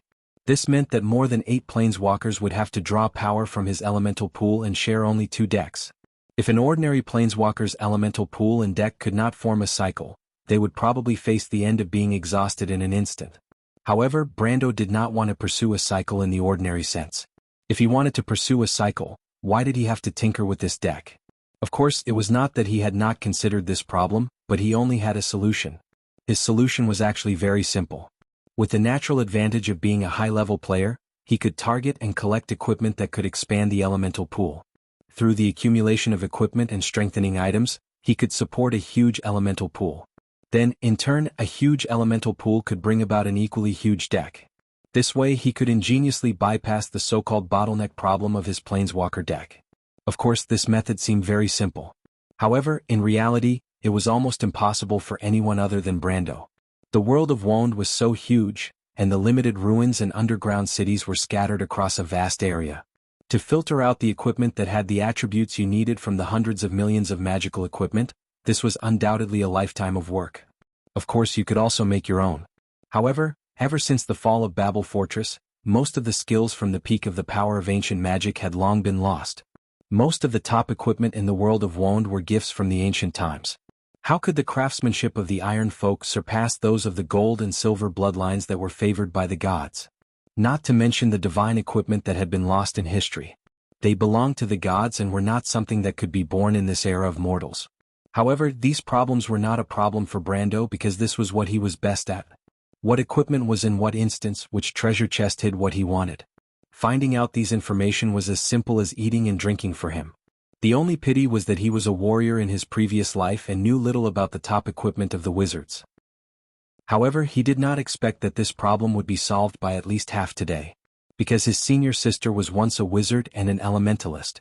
After the Frost Heart was used, it disappeared from his hand little by little as if it was weathered. Brando looked at the deck that had just been emptied. He reached out and pulled out a card from the spare deck, Pristine Archangel, and put it into Pahimala's Faith deck. Silver flames immediately ignited on the surface of the card. After the flames burned, the Pristine Archangel immediately changed its appearance. Avenging Angel Faith I Light 15, spells, pay 50 mana and put the Avenging Angel, level equal to Priest Himalud, into the field to attack all enemies that have harmed the summoner. Redemption. When the Avenging Angel enters the field, choose the top 3 cards from the graveyard and shuffle them into their respective decks. Sustain. The Avenging Angel will be maintained until the completion of an attack. The voice of Mass seems to sound from above the clouds, holy light descends from the sky, and the dead are revived. When Brando saw this card he couldn't help but be shocked. Although after he became an official planeswalker, every card that he put into his own rules had to complete a sublimation of the law, it was the first time he had seen a card that had been sublimated to such an extent. He couldn't help but be a little dazed. For a moment he didn't understand where the key point was. However, at this time footsteps came from behind the forest. Maynard was obviously about to return. He hurriedly put away the card, turned around, and saw the bandage wrapped around the female knight's hand. "Are you okay?" he asked with some concern. "Don't worry about it, it's just a small injury," Maynard replied faintly. The female knight came to Brando's side and stood with him by the shining lake. She looked up at the huge island in the center of the lake. There was a broad-leaved forest on the island that was different from other places. Those trees seemed to be oak or mangrove trees, but the trunks and leaves were silver gray, like ice sculptures. The frosty forest stood on the other side of the lake. From afar it looked like a snow-white palace. "The crystal stag is in that forest," Maynard replied. "Do you plan on going there directly?" Brando glanced at the lake that was as smooth as a mirror and shook his head. "I'm afraid it's not that simple. The forest on the other side of the lake should be the Rime Forest. I heard that the crystal stag lives in symbiosis with some ice fairies. Those fairies usually live near the lake. I don't think they'll let us pass so easily." "From what you've said, it seems like you've been prepared for this." Maynard turned around to look at him. Brando nodded. Although his instincts as a player had deteriorated a lot, he would never forget some basic things. For example, he would never forget the detailed investigation and thorough preparation before carrying out a mission. Even if he couldn't find the river of magic in the forest, he had actually prepared some substitute items before meeting up with Maynard. Some magic items similar to the white deer statue could also simulate dark detection abilities, but the effect wouldn't be as good as someone with experience. But let's try it first, he replied after thinking for a moment. Maynard pulled out her sword. Do you want to do it or should I? I'll do it, Brando replied. The ice fairies were level 32 creatures. Although they were still a bit weaker than Maynard, they obviously weren't alone. Plus, the lake was their main battlefield. With that, he lifted the Howran Gaia and slowly stepped into the lake. Just as Maynard said, the lake was very shallow. Most parts of the lake only reached his knees. Although the lake wasn't small, it looked like there was only a shallow surface. In the real world, a scene like this could only be seen in swamps and wetlands. But Wand itself was a world bound by laws, so Brando wasn't surprised to see such a strange scene. It was like if you had seen a river burning with flames, you wouldn't be surprised to see a shallow lake. But Brando had only walked about 20 or 30 meters, and was about 2/3 of the way to the other side of the lake, when he suddenly felt that something was wrong. He lowered his head and saw that the water around him was moving without wind, forming layers of water ripples. What a good way to treat a guest. Brando couldn't help but mutter to himself. He immediately recognized the prelude to a spell, Summon Water Elemental. Reality confirmed his thoughts. The layers of surging ripples seemed to suddenly become violent. In the blink of an eye, a water hill was formed on the surface of the water. Then, with a loud bang, the gathered lake water seemed to have collapsed. A huge giant made purely of lake water rose from the splash. This thing's temper didn't seem to have inherited the gentleness of water. Instead, it was very irritable. It directly threw a water ball at Brando. When Brando saw the diameter of the water ball, he couldn't help but curse in his heart. It was a huge water ball with a diameter of more than 30 meters. Of course, this thing wasn't enough to cause him any harm, but Brando didn't know what those damn ice spirits were going to do next. Once he was hit by this water ball, the ice spirits would definitely use their best ice magic to freeze him in the middle. That scene was like a fly frozen in amber. Brando had seen such a shameless tactic in the game with his own eyes. But what made him even more frustrated was that the originally calm lake started to rise and fall. One after another, water elemental beasts rose from the lake. Looking at it, there were more than 100 of them. F***CK. Brando knew that at least half of these damn water elemental beasts were mirror images. Because it was also a classic water magic, but now he didn't have time to distinguish which ones were real and which ones were fake. Because he didn't want to become a piece of frozen pork. He only took one last look at the direction of the lake and didn't have the slightest intention of continuing to walk in. Martha above, who knew how many ice spirits there were on that island. Such a large area of effect spell wasn't something that could be caused by 100 or 200 ice spirits. Brando didn't even think. He turned around and shouted at Maynard, "Run!" P.S. Today's third chapter is here. It's a little late. I don't know if the last chapter can be updated before 12 o'clock. But forget it, it doesn't matter. Also, a lot of people are asking me who is the Witch King between the Roman and Micaiah. This question made me break out in cold sweat. Isn't this question very simple? The Roman became the Witch King in this world because of Brando, but in the game, Micaiah is the queen in the game. Also, continue to ask for monthly votes, recommendations and all kinds of votes. You know, it's the end of the month, don't think about it anymore. If you like this work, you are welcome to come to Jianghu to vote for me. Your support is my biggest motivation. You're tuning in to the Han Lee's Wuxia Adventures YouTube channel.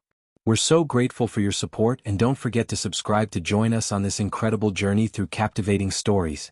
Your generosity through donations truly makes a world of difference, as it's the primary source of revenue that allows me to expand and enhance this channel for you. Thank you from the bottom of my heart for being a part of this adventure.